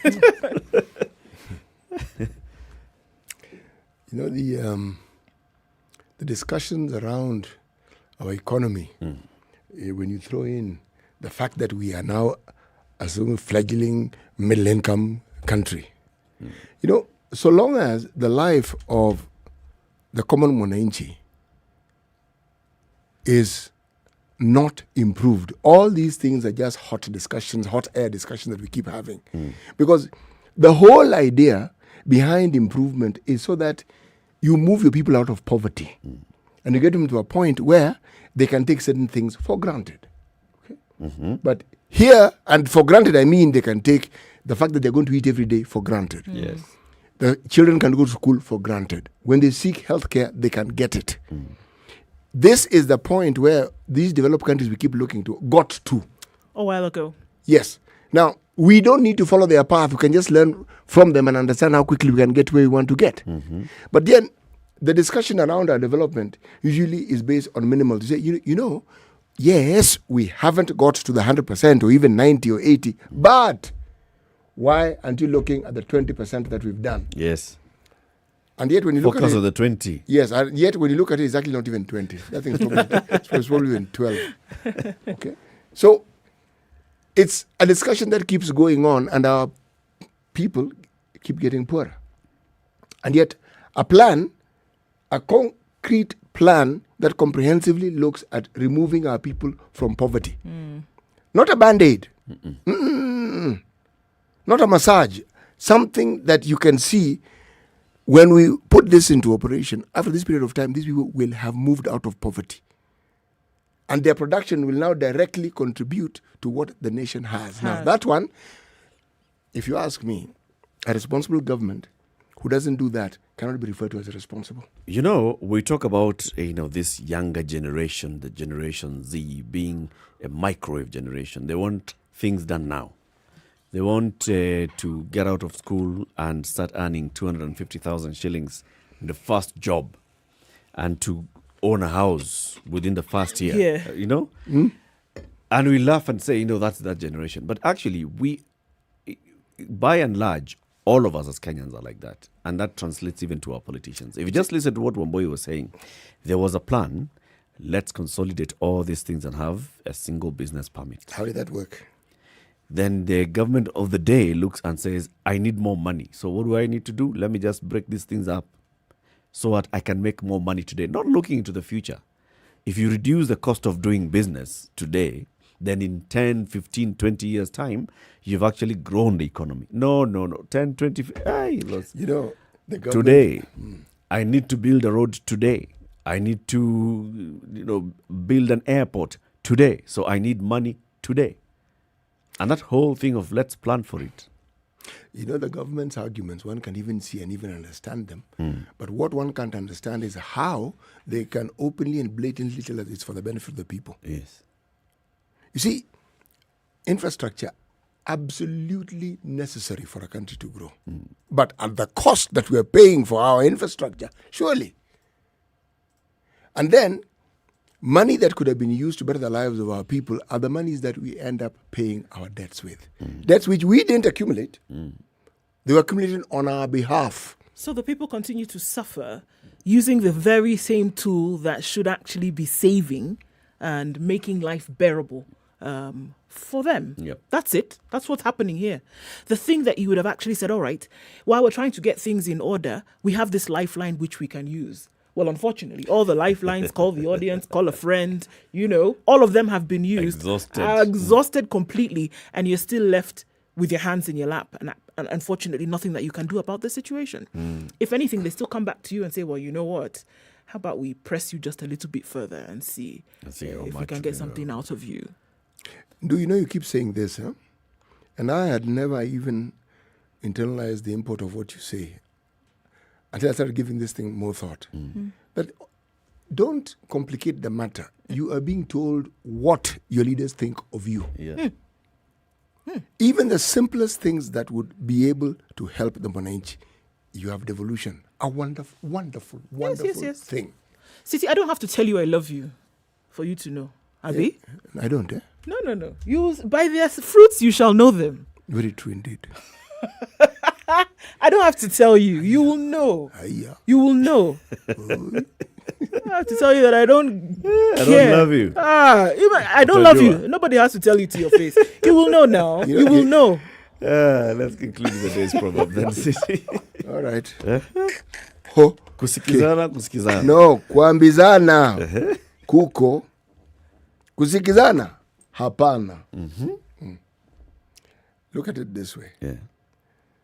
Kuambizana kwamba tunawaletea maendeleo na tunabadilisha maisha yenu, sio? But how do you change the life of someone we don't really even know their problems because you haven't given them an opportunity to tell you? Yep. Kusikizana, hapana. You have to receive the advice. Man, they have to tell you. It's them who have the problem, not you. Thank you for tuning in to Kenya's Biggest Conversation today. Join us again tomorrow morning. And do say goodbye. And what's coming up next? Goodbye, guys. We'll still talk again tomorrow from now until 11 o'clock. Music that you can enjoy, sugar and spice and everything nice. 11 o'clock until 2 p.m. DJ Absolute and Yolanda will be in the studio for Sugar and Spice. And then Quatch will take you home on the drive until 7 p.m. And then the adults in the room will kick in until 10 p.m. tonight. And then, no sooner than 6 a.m., we'll be here. We'll be here. 6 to 10 tomorrow. Yes. The first day of February. There you go. Eish, have a lovely day. It's 10 o'clock.